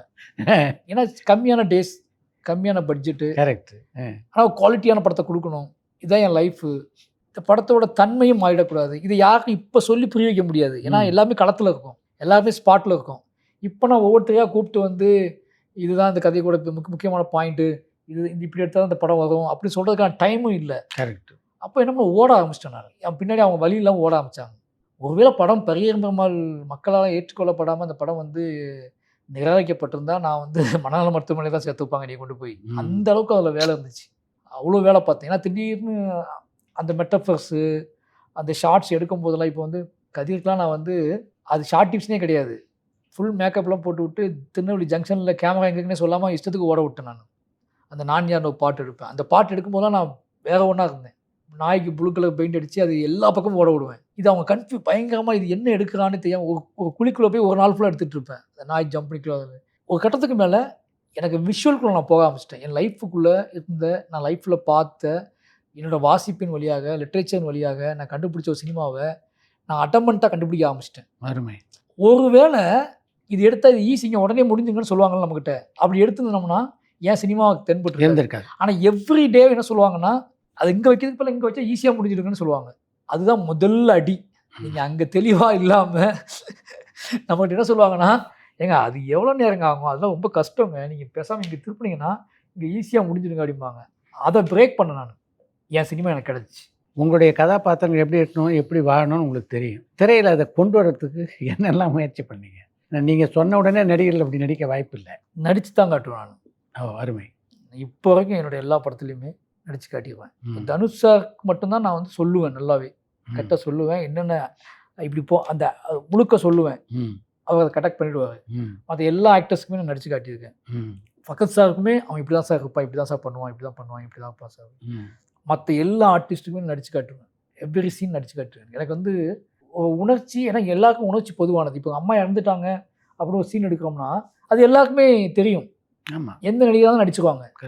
பட் அந்த அம்மா எந்த நிலத்தில் வாழ்ந்தாங்க, அந்த பையன் எந்த நிலத்தில் பிறந்தான், அவங்களுக்குள்ள என்ன கான்ஃப்ளிக்ட் இருந்துச்சு, அவங்களோட கல்ச்சர் என்ன, இது எல்லாத்தையும் சொல்லி ஒன்று வாங்கணும் இருக்குல்ல, அவன் எப்படி நடப்பான், எப்படி பேசுவான்னு, இதுக்கெல்லாம் நான் வந்து நடித்து தான் காட்டி ஆகணும். பைசன் வரைக்கும் இன்ச் பை இன்ச்சாக நடிச்சு காமிச்சு எடுத்தது தான் என்னோட படங்கள். உங்களுக்கு படத்தை பார்த்த போது முழு நிறைவை தந்தது அந்த படம்? ஃபஸ்ட்டு ராம்சாட்டை காமிச்சேன். அவன் என்ன சொன்னார்னா, நீ ஒரு 20 மினிட்ஸ் கட் பண்ணிட்டு வா, உன்னோட ஃபிலிம் மேக்கிங்கை நீ எப்படி, உன்னோட எடிட் பேட்டர்ன், நீ எப்படி உன் கதையை சொல்கிறேன்னு பார்க்குறேன், அதுக்கப்புறம் உன்னோட நீ படத்தை கட் பண்ண ஆரம்பி அப்படின்னாரு. அப்போ அந்த கருப்பி சாங்கும் அந்த ஃபஸ்ட்டு சீன் இருக்குல்ல, அந்த ஃபஸ்ட்டு சீனு கருப்பி சாவுறது, அதுக்கப்புறம் அந்த பாட்டு, இது மட்டும் கட் பண்ணிவிட்டு நான் கொண்டு போனேன். அவருக்கு பயங்கரமாக ஆகிட்டார். அதுக்குள்ளே அந்த ரானஸ் இருக்குல்ல, அது பயங்கரமாக ஆக்குப்பை பண்ணிடுச்சு. அருமை. அவர் என்ன சொன்னால், இதாண்டா உன் சினிமா, சூப்பர், இதே போக்கில் நீ ஃபுல் படத்தை எடிட் பண்ணு அப்படின்னாரு. அதே மாதிரி ரஞ்சித் அண்ணன்ட்டையும் கொண்டு போய் காமிச்சேன். ப்ரொடியூசர் அவர் தானே அவரும், டே என்னடா நான் வேக ஒன்று நினச்சேன், நீ வேக ஒன்று கொண்டு வந்துருக்க, உனக்கு நல்லா வருது, சிக்கன் பிடிச்சிக்கோ அப்படின்னு சொன்னார். அதுலேருந்து பரியம்மாள் எடிட் பண்ணி போனோம். சரியான அவங்க 2 பேருமே மறுபடியும் ஃபுல் படம் பார்த்தாங்க. 2 பேருமே நம்ம என்ன சொன்னால் ரொம்ப சந்தோஷப்படுமோ அதை சொன்னாங்க. 2 பேருமே கட்டி பிடிச்சி முத்தம் கொடுத்து, உனக்கு ஈஸியாக ஒரு விஷயம் வருதுடா, நீ அறியாமலே வேகமாக இயங்கக்கூடிய, உனக்குள்ளே இயங்கக்கூடிய ஒரு ஆர்ட் ஃபார்ம் இருக்குது, அது ரொம்ப ஸ்ட்ராங் பண்ணிக்கணும்னு சொன்னாங்க. இப்போ கூட எங்கள் ஆம்சா கண்டு அடிப்பார், இவ்வளோ வேகமாக படம் எடுக்கிறாரா அப்படிம்பாரு. கிட்ட 5 படம் எடுத்து முடிச்சிட்டேன். இடையில கொரோனா இருந்துமே ஆகாத படத்துக்கு நான் போவேன். உனக்கு ஈஸியாக வேகமாக உனக்கு வந்து படம் எடுக்க வருது, உங்களோட கூட சொல்லியிருப்பார், அவன் ஈஸியாக படம் எடுத்துக்கான், வேகமாக எடுத்துக்கான். ஏன்னா எனக்கு எல்லாமே கண்ணுக்கு தெரிஞ்சுது, ஆல்ரெடி நான் பார்த்தது. எவ்வரி ஃப்ரேம் எவ்வரி ஷார்ட்டை நான் எத்தனை வருஷக்கணக்கான நாள் கணக்கான மைண்டில் இருக்குது. அதனால் எனக்கு ஈஸியாக ஒரு ஷார்ட் மாண்டேஜ் எடுக்கிறதோ, ஒரு சீனை உடனே கன்சீவ் பண்ணுறதோ அவ்வளோ கஷ்டமாகவே இருக்காது. டக்கு டக்கு டக்கு டக்கு நான் சூஸ் பண்ணுறது என்ன அப்படின்னா, அந்த அந்த ஹீரோவை அடாப்ட் பண்ணுறது, அவருக்கேற்ற மாதிரி விஷயங்களை இப்போ ஒரு திரைக்கதையை முடிவு பண்ணதான் ரொம்ப ஈஸியாக போயிடுவேன். நான் கதை திரைக்கதையெல்லாம் கொஞ்சம் நான் வேகமாக முடிச்சிடுவேன். அதை வந்து யார் நடிக்கிறாங்களோ அவங்களுக்கு ஏற்ற மாதிரி கொஞ்சம் மாற்றுவோம்ல, அந்த வேலைகளை தான் ப்ராசஸ் போயிட்டு முடிஞ்சு ஈஸியாக எடுத்துருவேன். நீங்கள் நினச்ச மாதிரி பரியரும் பெருமாள் உருவாகிறதுக்கு யாரெல்லாம் காரணமாக இருந்தாங்கன்னு நீங்கள் நினைக்கிறீங்க? முதல்ல ரஞ்சித் அண்ணா, அவர் கூட சுதந்திரம், டேய் எட்ரா, நீ என்னடா நீ எட்ரா, உன் படம்டா அது, நான் என்னடா சொல்கிறது, நீ எட்ரா நம்புகண்டா ஒன்றிய அப்படின்னாரு. அவர் தான் மெயின் காரணம். இப்போ ராம்சா வந்து என்னோடய ஃபிலிம் மேக்கிங் தான் பார்த்தாரு. அவருக்கு என்னன்னா என்னோட சுதந்திரம், நான் வந்து அழுதுறக்கூடாது, நான் வந்து ஏமாந்துடக்கூடாது, நான் வந்து அவமானப்பட்டுறக்கூடாது, படமே ஓடலாம் பரவாயில்ல, நீ அதுக்கே நீ அப்படி தான் என்னைய, நான் எதுக்குள்ளேயும் போயிடக்கூடாது, மைண்டுக்குள்ளே நான் ஒரு வியக்தி மனநிலைகள் போயிடக்கூடாது, என்னையை பாதுகாக்கிறது தான் குறியாக இருந்தது. பட் ரஞ்சித் அண்ணன்லாம் வந்து, நீ எடுறா, உனக்கு என்ன தோணுதோ எடு, நான் உனக்கு பக்கபலமாக இருக்கேன்னு சொல்லி, அவர் சந்தோஷ் நாராயணன் அவர் அந்த படத்தை பார்த்துட்டு அதுக்கு ஒரு மியூசிக், அது படத்தை இன்னொரு தளத்துக்கு கொண்டு போனது. அப்போ நண்பர்கள், ஊருக்காரங்க, என்னோட ஊருக்காரங்க, ஏன்னா அந்த படம் எடுக்க ஆரம்பிக்கும் போது டிமானிசேஷன் நடந்துடுச்சு, பண மதிப்பில் வந்துடுச்சு. அது அப்போ நிறைய பிரச்சனை, கம்மியான பட்ஜெட்டில் எடுக்கணும், பண சிக்கல், டோட்டலாக நான் என் டீம் ரஞ்சித் என்ன சொன்னார், 8 ரூபா உன்னை சமாளிக்க முடியுமான்னு கேட்கும்போது என் ஊர் மக்களை நம்பி தான் நான் ஓகே சொன்னேன். நேராக கேமரா தூக்கிட்டு அங்கே போயிட்டேன். முழுக்க 45 நாளும் அவங்க வந்து எனக்கு எல்லா வேலையும் பண்ணி கொடுத்து என் கூட இருந்து அந்த படத்தை முடிக்கிறதுக்கு உதவி பண்ணாங்க. அவங்க இல்லைன்னா இந்த படம் சாத்தியப்பட்டிருக்காது. ஆமாம், என்னோட வேகத்துக்கு வேலை செய்யறதுக்கு ஆள் அவங்க தான் ஓடினாங்க, அவங்க தான் வேலை செஞ்சாங்க, அது சாத்தியப்பட்டு. உங்கள் ஃபேமிலியில் படத்தை பார்த்துட்டு என்ன சொன்னாங்க? ஃபேமிலி மட்டும் இல்லை, என் ஊருக்குமே ஷாக்கு தான் அது.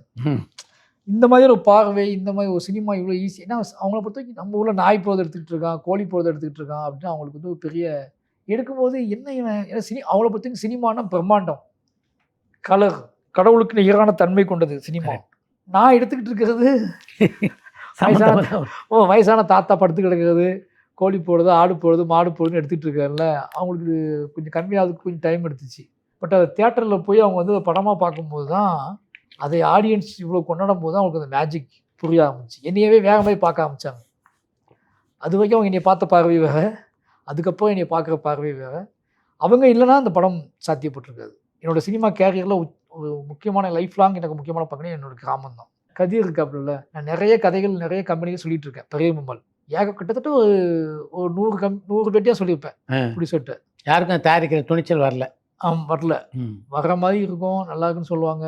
ஈராஸ்னோ கம்பெனி இருந்துச்சுல்ல, ஆமாம், அதில் நான் கதை சொன்னேன். அங்கே தான் ஓகே ஆயிடுச்சு. முதல்ல ஓகே, கிட்டத்தட்ட அட்வான்ஸ் வாங்க அளவுக்கு வந்துடுச்சு. அப்போது பெங்களூர்லேருந்து ஒருத்தர் வருவாங்க, அவங்ககிட்ட மட்டும் கதை சொன்னால் எங்களுக்குலாம் பிடிச்சிருச்சு. அவங்ககிட்ட மட்டும் கதை சொன்னால் ஓகே அப்படின்னு சொன்னாங்க. ஆனால் அவங்களுக்கு தமிழ் தெரியாது அப்படின்னாங்க. அப்போ நான் கேட்டேன், எப்படி கதை சொல்கிறது அப்படின்னு கேட்டேன். கூட ஒரு தமிழ் மொழிபெயர்ப்பாளர் ஒருத்தர் வைப்பாங்க, அவன் டவுட்டாகவும் சொல்லுவாங்க. சரி ஓகேன்னு சொல்லிட்டு நான் 2.5 மணி நேரம் கதை சொன்னேன். அவங்க எந்த டவுட்டுமே கேட்கல, நான் தமிழில் தான் சொன்னேன். அந்த தமிழ் மொழிபெயர்ப்பாளர்கிட்ட அவங்க பேசவே இல்லை. கதை சொல்லி முடிச்சுட்டு வெளியே வந்ததுக்கப்புறம் அவங்க இந்த கதை செட் ஆகாதுன்னு போயிட்டாங்க. அப்போ நான் கேட்டேன், அவங்க தமிழே தெரியாது. கரெக்ட். தெரில, அவங்க ஏதோ விருப்பப்படலை. அந்த அந்த ப்ராஜெக்டை மூவ் ஆன் பண்ணவே அவங்க விருப்பப்படலை. சும்மா ஏதோ இதாக கேட்டுவேன். அப்போ வெளியே வந்துட்டேன். இந்த மாதிரி நிறைய கம்பெனிகள் ஏறி இருக்கணும். கதிர் அப்போ வந்து இது எப்படியோ அப்படியே பரவி நான் கல்யாணம் பண்ண போயிட்டேன். படம் டைம் ஆகிட்டே போகுது, கல்யாணம் பண்ணிடலான்னு கல்யாணம் முடிஞ்சிருச்சு. கல்யாணம் முடிஞ்சு 2வது நாளோ 3வது நாளோ கதிர் கால் பண்ணுறாப்புல. நான் வந்து மத்தியான கூட்டம் கிருமி பண்ண கதிர் பேசுகிறேன் அப்படின்னு சொல்லி. சொல்லுங்கள், இப்போ இது நல்லா இருக்கீங்களா? நல்லா இருக்கேன். உங்ககிட்ட நல்ல கதை இருக்குன்னு சொன்னாங்க.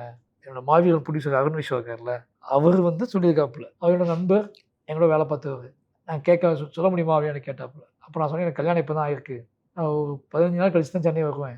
அட்லீஸ்ட் 1 மாதம் கூட ஆனாலும் ஆகும். அதுக்கப்புறம் நான் சந்திச்சு சொல்லட்டுமா அப்படின்னா ஓகேன்ட்டாப்புல. எனக்கு நிறைய இந்த மாதிரி நடந்திருக்குல்ல. ஆனால் நான் ரொம்ப எக்ஸைட்மெண்ட்லாம் ஆகலை, எதுவுமே பெருசாக மனசில் ஏற்றிக்கல.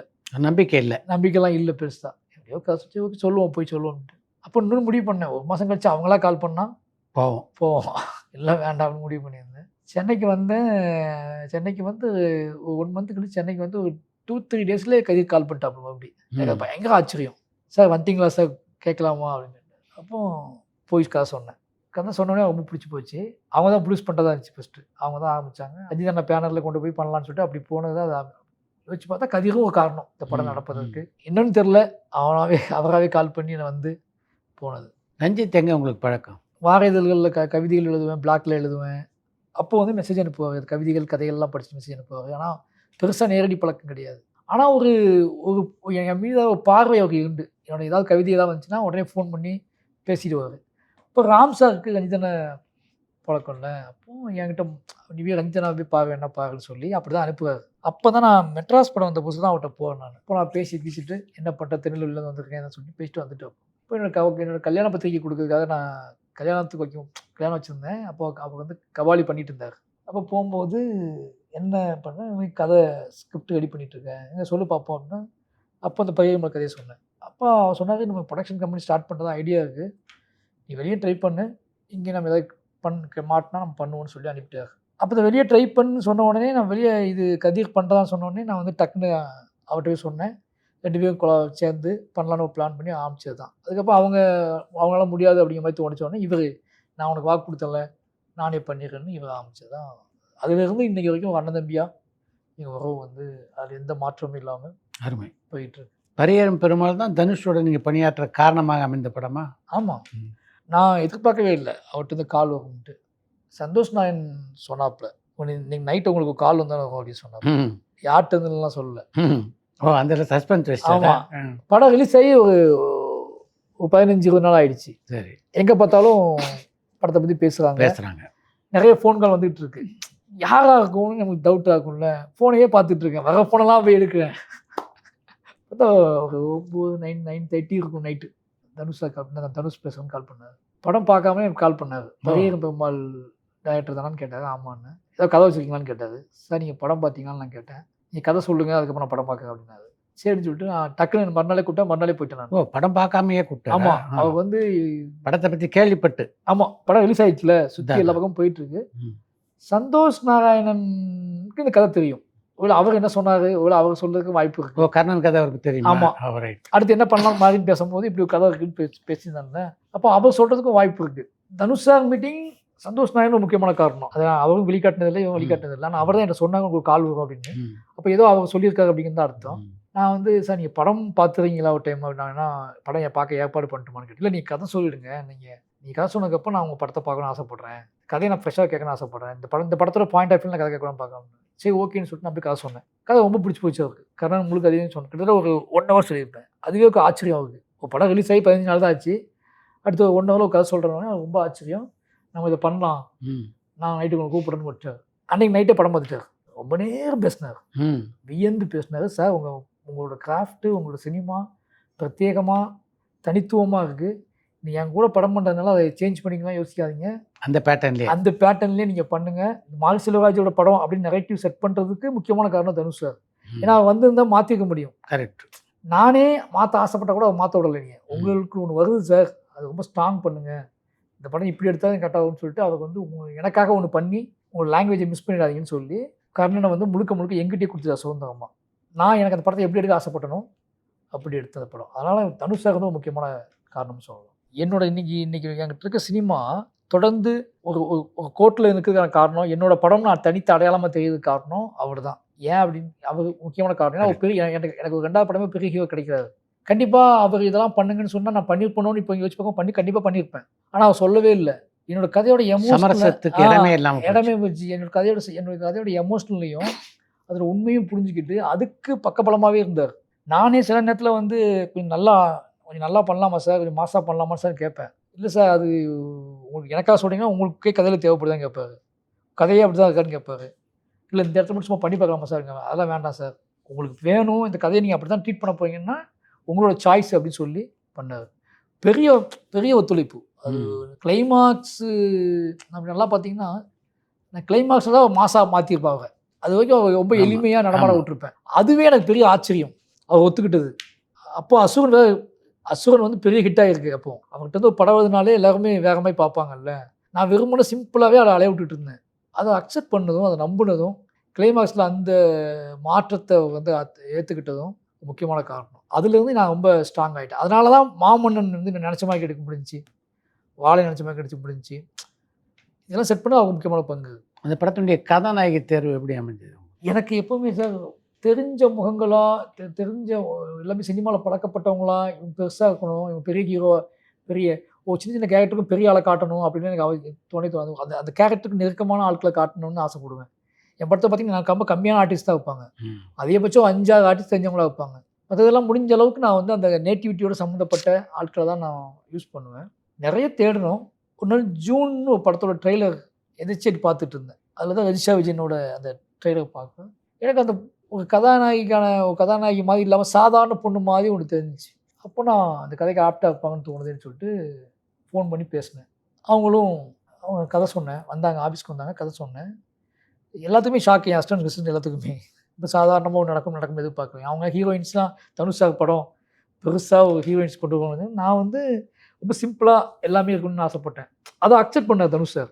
நீங்கள் அந்த படத்தில் பார்த்தீங்கன்னா சுற்றி கூட நடித்தவங்க எல்லாமே ஊர் பசங்களாக இருப்பாங்க. ஆமாம், ஆர்டிஸ்டே இருக்க மாட்டாங்க பெருசாக. அதெல்லாம் இருந்த பேர் தான் அதெல்லாம் என் சினிமா எனக்கு கண்ணுக்கு தெரிய ஆரம்பிச்சிச்சு. இல்லை 2வது படத்துலேயே மாறி இருக்கும்ல. ஆமாம், அது மாறவிடாமல் பார்த்துக்கிட்டு அப்படி தான் ஹீரோயின்ஸ் நான் சொன்னேன். அவர்கிட்ட போய் இவங்க தான் சார் ஹீரோயின்ஸ் அப்படின்னு நான் சிரிச்சுட்டு, உங்களுக்கு ஓகேவா, ஓகே அவ்வளோதான். ஏன்னா அவருக்கு அது நார்மலாக தெரிஞ்சிச்சு. நார்மலாக தெரிஞ்சிச்சு. ஆனால் அந்த கதைக்கு ஆப்டாக இருப்பாங்க நம்புறீங்களா அப்படின்னா ஆமாம் அப்படின்னு சொன்னேன். ஓகே தானு சார்லாம் நீ யாரை வேணாலும் சொல்லுப்பா, நான் கொண்டு வாமான்னு சொன்னார் தானு சார். இல்லை சார் இந்த மாதிரியே போயிடலாம் சார், திடீர்னு நீங்கள் ரொம்ப கொடுத்தீங்கன்னா எனக்கு செலவு பண்ண தெரியாது, எனக்கு வந்து அதை பண்ண தெரியாது, 2வது படம் நான் பண்ணுறேன், கிட்டத்தட்ட நான் உண்மைக்கு நெருக்கமாக தான் படம் பண்ண ஆசைப்பட்றேன், அதனால் ப்ளீஸ் சார் அப்படின்னு சொல்லி தானு சார் வந்து பெருசாக பண்ணணும் ஆசை. நீ யாரை வேணாலும் கேட்க தம்பி. அப்போது எல்லாத்தையும் கன்வின்ஸ் பண்ணி ஆரம்பிச்சு. உதயநிதி ஸ்டாலின், பகத் பாசில், வடிவேல். மாமன்னன் வந்து ஒரு பிரம்மாண்டமான அனுபவம் அது மட்டும். ஏன்னா எல்லா வசதி வாய்ப்புகளோடு எடுத்த படம் அது. எனக்கே வந்து போதும் சொல்கிற அளவுக்கு டேஸ்லேருந்து எக்யூப்மெண்ட்ஸ்லேருந்து எல்லாமே. பரியம்பெருமாள் படம் பார்க்கறதுக்காக வந்திருந்தார் உதய் சார். ஆமாம், அப்போவே படம் முடிச்சுட்டு எனக்கு கை கொடுத்துட்டு போயிட்டார், வாழ்த்து சொல்லிட்டு போயிட்டார், படம் நல்லா இருக்குன்னு பேசிட்டு போயிட்டார், பேட்டிலாம் கொடுத்துட்டு போயிட்டார். அது போய் ஒரு 1 hour கழிச்சு நான் பைக்கில் போயிட்டு இருந்தேன். எனக்கு கால் வருது அவர்கிட்ட இருந்து. ஃபோன் அட்டன் பண்ணால் அவர் பேசுகிறாரு, உங்க கூட படம் பண்ண ஆசைப்பட்றேன்னு பரியம்பெருமாள் அப்போ சொன்னார். அப்போ தனுஷ் சார்கிட்ட நான் கமிட் ஆகிட்டேன். சொல்லிட்டேன் 15வது நாள் இதெல்லாம் இந்த மாதிரி தனுஷ் சார் கதை கேட்டிருக்காரு சார், அவர் கமிட் பண்ணிடுறாரு. சரி ஓகே, எப்போ ஃப்ரீன்னு சொல்லுங்கள், உங்க கூட ஒரு படம் பண்ண ஆசைப்பட்றேன். அருமை. சரி ஓகே, இன்னும் அப்படியே போயிடுச்சு அது. அப்போ கர்ணன் ரிலீஸ் ஆகுது. கர்ணன் ரிலீஸ் ஆன உடனே பயங்கரமாக பாராட்டுறாரு, ஃபோன் பண்ணி ரொம்ப நேரம் பேசுகிறாரு. பேசினோடனே மறுபடியும் கேட்டார், சார் இப்போ படம் பண்ணலாமா சார், ரொம்ப ஆசையாக இருக்குது சார். அப்போ நான் சொன்னேன், சார் இந்த மாதிரி நான் வந்து நீலம் ப்ரொடக்ஷனுக்கு வந்து ஒரு படம் எனக்கு சைன் பண்ணியிருக்கேன். அப்போ சைன் பண்ணது தான் பைசன். பரியமல் முடிஞ்ச உடனே துருவ வச்சு பண்ணுறதா முடியும். அப்போ சைன் பண்ணியாச்சு. அந்த சைன் பண்ணிட்டு தான் கர்ணனுக்கே போனேன் நான். அப்போ வந்து சரி ஓகே சார், நீங்கள் ஏதாவது அப்பவும் விட்டாங்க என்னைய. திடீர்னு அவர் சினிமாவை நிப்பாட்டன்னு முடிவு பண்ணோன்னே மறுபடியும் ஃபோன் பண்ணார். சார் நான் ஒன்று சொல்கிறேன், நான் சினிமாவை வந்து நிப்பாட்டலான் இருக்கேன். இப்போ எம்எல்ஏ ஆகிட்டாரு, எலெக்ஷனில் நின்றுட்டு இருக்காரு. நான் சினிமாவை வந்து நிப்பாட்டலான் இருக்கு, கடைசி படமாக ஒரு படம் போடலாம் ஆசைப்பட்றேன், கடைசி படம் உங்க கூட இருக்கணும்னு ஆசைப்பட்றேன். அருமை. அப்போ அந்த வார்த்தை ரொம்பவே ரொம்ப இம்பாக்ட் பண்ணிடுச்சு. ஒருத்தர் இவ்வளோ, ஏன்னா பரியர்மமாலேருந்து ஃபாலோ பண்ணுறேன். கரெக்ட். உங்களோட ஃபிலிம் எனக்கு ரொம்ப பிடிக்கும், உங்கள் சினிமாக்குள்ள நான் பண்ண ஆசைப்பட்றேன் அப்படின்னு. சரி ஓகே அப்படின்னு சொல்லிட்டு நான் வந்து என்ன பண்ணேன், தானுசார்கிட்டே கமிட்மெண்ட் இருந்துச்சு எனக்கு. தனுஷாட்டையும் பேசினேன். அப்போ வந்து நீல ப்ரொடக்ஷன்லேயும் ரஞ்சனாட்டையும் பேசினேன். சரி எல்லாமே சரி ஓகே, அவங்க படம் விக்ரம் சார்ட்டையும் பேசினேன். சரி ஓகே பண்ணிவிட்டு வாங்கன்னு சொல்லிட்டாங்க. அப்படி ஆரம்பிச்சதான் மாமன்னன். நான் போய் கதை முதல்ல வந்து எனக்கு ஒரு பயம் இருந்துச்சு, நம்மளோட சினிமாக்குள்ளே செட் ஆகாது அப்படின்னு சொல்லி. சரி அவர் பயப்படுற மாதிரி ஒரு கதை சொல்லுவோம் அப்படின்னு தான் உட்காந்து யோசித்து ஒரு பொலிட்டிக்கல் பேக்ட்ராப்பில் ஒரு கதை போய் சொன்னேன். அவருக்கு கதை ரொம்ப பிடிச்சிட்டு நான் பண்ணால் எப்படி சார் ஓகேவா அப்படின்னு கேட்டார். சரி அவர் பண்ண மாட்டார் அப்படின்னு நினச்சிக்கிட்டு நான் வந்து, நீங்கள் பண்ணால் உங்களுக்கு பெரிய மைலேஜ் கிடைக்கும், நீங்கள் பண்ணால் நிச்சயமாக இது வந்து ஒரு முக்கியமான படமாக இருக்கும் சார், நீங்களே பேசும்போது இது இன்னும் உண்மையாக இருக்கும், பெரிய நம்பகத்தன்மையோடு இருக்கும், மக்களுக்கு வந்து இது ஒரு முக்கியமான படமாக எடுத்துக்குவாங்க அப்படின்னு சொன்னேன். ஓகே சார் அப்படின்ட்டாரு. அப்போ நான் சொன்னேன், சார் இது இப்படி தான் ட்ரீட் பண்ணுவேன், இப்படி தான் காட்டுவேன், அது உங்களுக்கு ஓகேவான்னு கேட்டேன். ஓகே சார் உங்களை நம்புகிறேன் சார் அப்படின்னாரு. அதுக்கப்புறம் அவர் கடைசி படம்னே ப்ரொடக்ஷன்லேருந்து சொல்லுவாங்கள்ல, சார் கொஞ்சம் பெருசாகவே பிளான் பண்ணுங்கள் சார் சொல்லுவாங்கள்ல. அப்போ நான் அப்பா கேரக்டர் நமக்கு என்னெல்லாம் ட்ரீம் இருக்கோ அந்த ட்ரீமெல்லாம் இதில் செட் பண்ணி பார்ப்போன்னு சொல்லிட்டு வடிவேல் சார் தான் அப்பா கேரக்டர் பண்ண அப்படின்னு. அவங்களுக்கு பெரிய ஆச்சரியம், ஏன்னா ரொம்ப சீரியஸான கேரக்டர், இதுக்கு வடிவேல் சார் எப்படி செட் ஆகும் அப்படின்னு. ரொம்ப ப்ரில்லியண்ட்டாக பண்ணியிருந்தேன். ஆமாம். அப்போ நான் வந்து இல்லை சார், அவன் வந்தால் எனக்கு என்னமோ இந்த கதையை யோசிக்கும் போது அவன் முகம் வந்து போகுது அப்படின்னு சொன்னேன். சரி ஓகேன்னு சொல்லி பேசி செட் பண்ணி கொடுத்தாரு. அப்போ ரத்னவேல் கேரக்டருக்கு ஃபகத் பாசில் கேட்டேன், அப்படியே ஆப்போசிட்டாக வாழ் வேணும் அப்படின்னு சொல்லி. சார் என்ன சார் அவள் எப்படி சார் கான்ட்ராஸ்ட்டாக இருக்க, ஒத்துக்குவா அப்படின்னு கேட்டேன். சார் நான் ட்ரை பண்ணுறேன் சார், நான் பேசினவர்கிட்ட. ஃபகத் வந்து ரொம்ப என் மேலே பெரிய அன்பாக இருந்துக்காரு. நான் ஃபோன் அடித்த உடனே மாறி அப்படின்ட்டார், படம் நான் பண்ணுறேன் அப்படின்ட்டார் உடனே. இப்போ ரகுமான் சார் வந்தார், எல்லாமே ட்ரீம் மாதிரி நடந்துச்சு எனக்கு. கண்டிப்பாக அவங்க முழுசாக என்னை நம்பினாங்க எல்லாருமே. உதய் சார்லாம் வந்து உச்சபட்ச நம்பிக்கை, ஒரு கேள்வி இது ஏன் பண்ணுறீங்க அது ஏன் பண்ணுறீங்க கேட்டதே கிடையாது. முழுசாக நம்பினாங்க, பெரிய பிரியம் என் மேலே. எனக்கே இப்போ வரைக்கும் அது ஆச்சரியம் என்னென்னா, எதனால நம்மளை வந்து அவருக்கு இவ்வளோ பிடிச்சிச்சு. இப்போவும் எப்போ கால் பண்ணுவாங்கன்னு தெரியாது. அப்போ கால் பண்ணி என்ன பண்ணிட்டீங்க, சாப்பிட்டீங்களா, தூங்கிட்டீங்களா, என்ன பண்ணிட்டு இருக்கீங்க, காலைல 6 மணிக்கு கால் பண்ணுவோம். எப்போ அவருக்கு தோணுதப்போ கால் பண்ணுவார். நீங்கள் நம்ம ஒரு நல்ல க்ளோஸ் பண்ணால் கூட இந்த டயத்தில் தான் கால் பண்ணுவாங்கன்னு நமக்கு தெரியும். ஆனால் உதய் சார் வந்து அவர் இஷ்டத்துக்கு கால் பண்ணுவார், எப்போ கால் பண்ணி பேசிகிட்டு இருப்பார். என் மேலே பெரிய பிரியம் அவருக்கு. ஆனால் அது இன்னும் தொடருது அப்படிங்கிறது எனக்கு பெரிய ஆச்சரியம், பெரிய நம்பிக்கை. நிறைய நிறைய நிறைய விஷயங்கள் என்கிட்ட பேசியிருக்காரு. அது ரொம்ப சந்தோஷமாக இருக்குது எனக்கு. இப்போ வரைக்குமே என் மேலே பெரிய நம்பிக்கை இருக்குது. அது மாமன்னன் படமும் அந்த வேலை பார்த்த நாட்களும் கொடுத்தது தான். அது கலாய்ப்பார் பயங்கரமாக, 100 நாள் 120 நாள் அப்பவும் தாண்டி எனக்கே தெரியல அது போய்கிட்டே இருக்கு அப்படின்னு சொல்லி. ஏன்னா ரசிச்சு எடுக்க ஆரம்பிச்சு. ஏன்னா எல்லாருமே நல்ல ஆர்டிஸ்ட்டாக நல்ல பயங்கரமான ஊர் மக்கள் வச்சு எடுத்துகிட்டு இருக்கும்போது அவங்க வீட்டுக்கு போகணும், வேலைக்கு போகணும்பாங்க, நான் பட்டு எடுத்து அனுப்பிட்டு இருப்போம். இது வந்து Vadivel sir, Bhagat sir, Keerthy Suresh, Uday sir, Rahman sir மியூசிக்கு, அப்போ நம்ம வந்து அதுக்கு கிராண்டியராக எடுத்து கொடுக்கணும் அப்படின்னு சொல்லி எல்லாத்தையுமே என்ஜாய் பண்ணி ரசித்து அதை ஏற்றுக்கிட்டார். என்கிட்ட முரண்படவே இல்லை அவர். எதில் ஒரு நாள் கூட இன்றைக்கி வரைக்கும் 2 பேருக்கும் அது வேணாம் சார் அப்படின்னு நான் சொல்கிற ஒரு விஷயத்த வேணாம் சார் சொன்னதே கிடையாது. ஆனால் அவரை கடுமையாக வேலை வாங்கினீங்க இல்லையா? ஆமாம்மா, நீங்கள் ஒருத்தர் கடுமையாக வேலை வாங்கணும்னா அவங்க பயங்கரமாக நேசிக்கணும், அவங்களுக்கு மேலே ஒரு நம்பிக்கை கொடுக்கணும், அவங்களுக்கு ஒரு பிரியத்தை கொடுக்கணும். இங்கே வெறுமனே ஒரு முதலாளி மாதிரி வந்துட்டு வேலை வாங்க முடியாது. அது அவங்களுக்கு ஒரு அயற்சியை கொடுத்துடும். நான் பயங்கரமாக நேசிக்க ஆரம்பித்தேன் அவர் அன்பு செலுத்த ஆரம்பித்தேன், அவர் அன்பு செலுத்தினார். அதை ரசனையோடு சொல்ல ஆரம்பித்தேன்.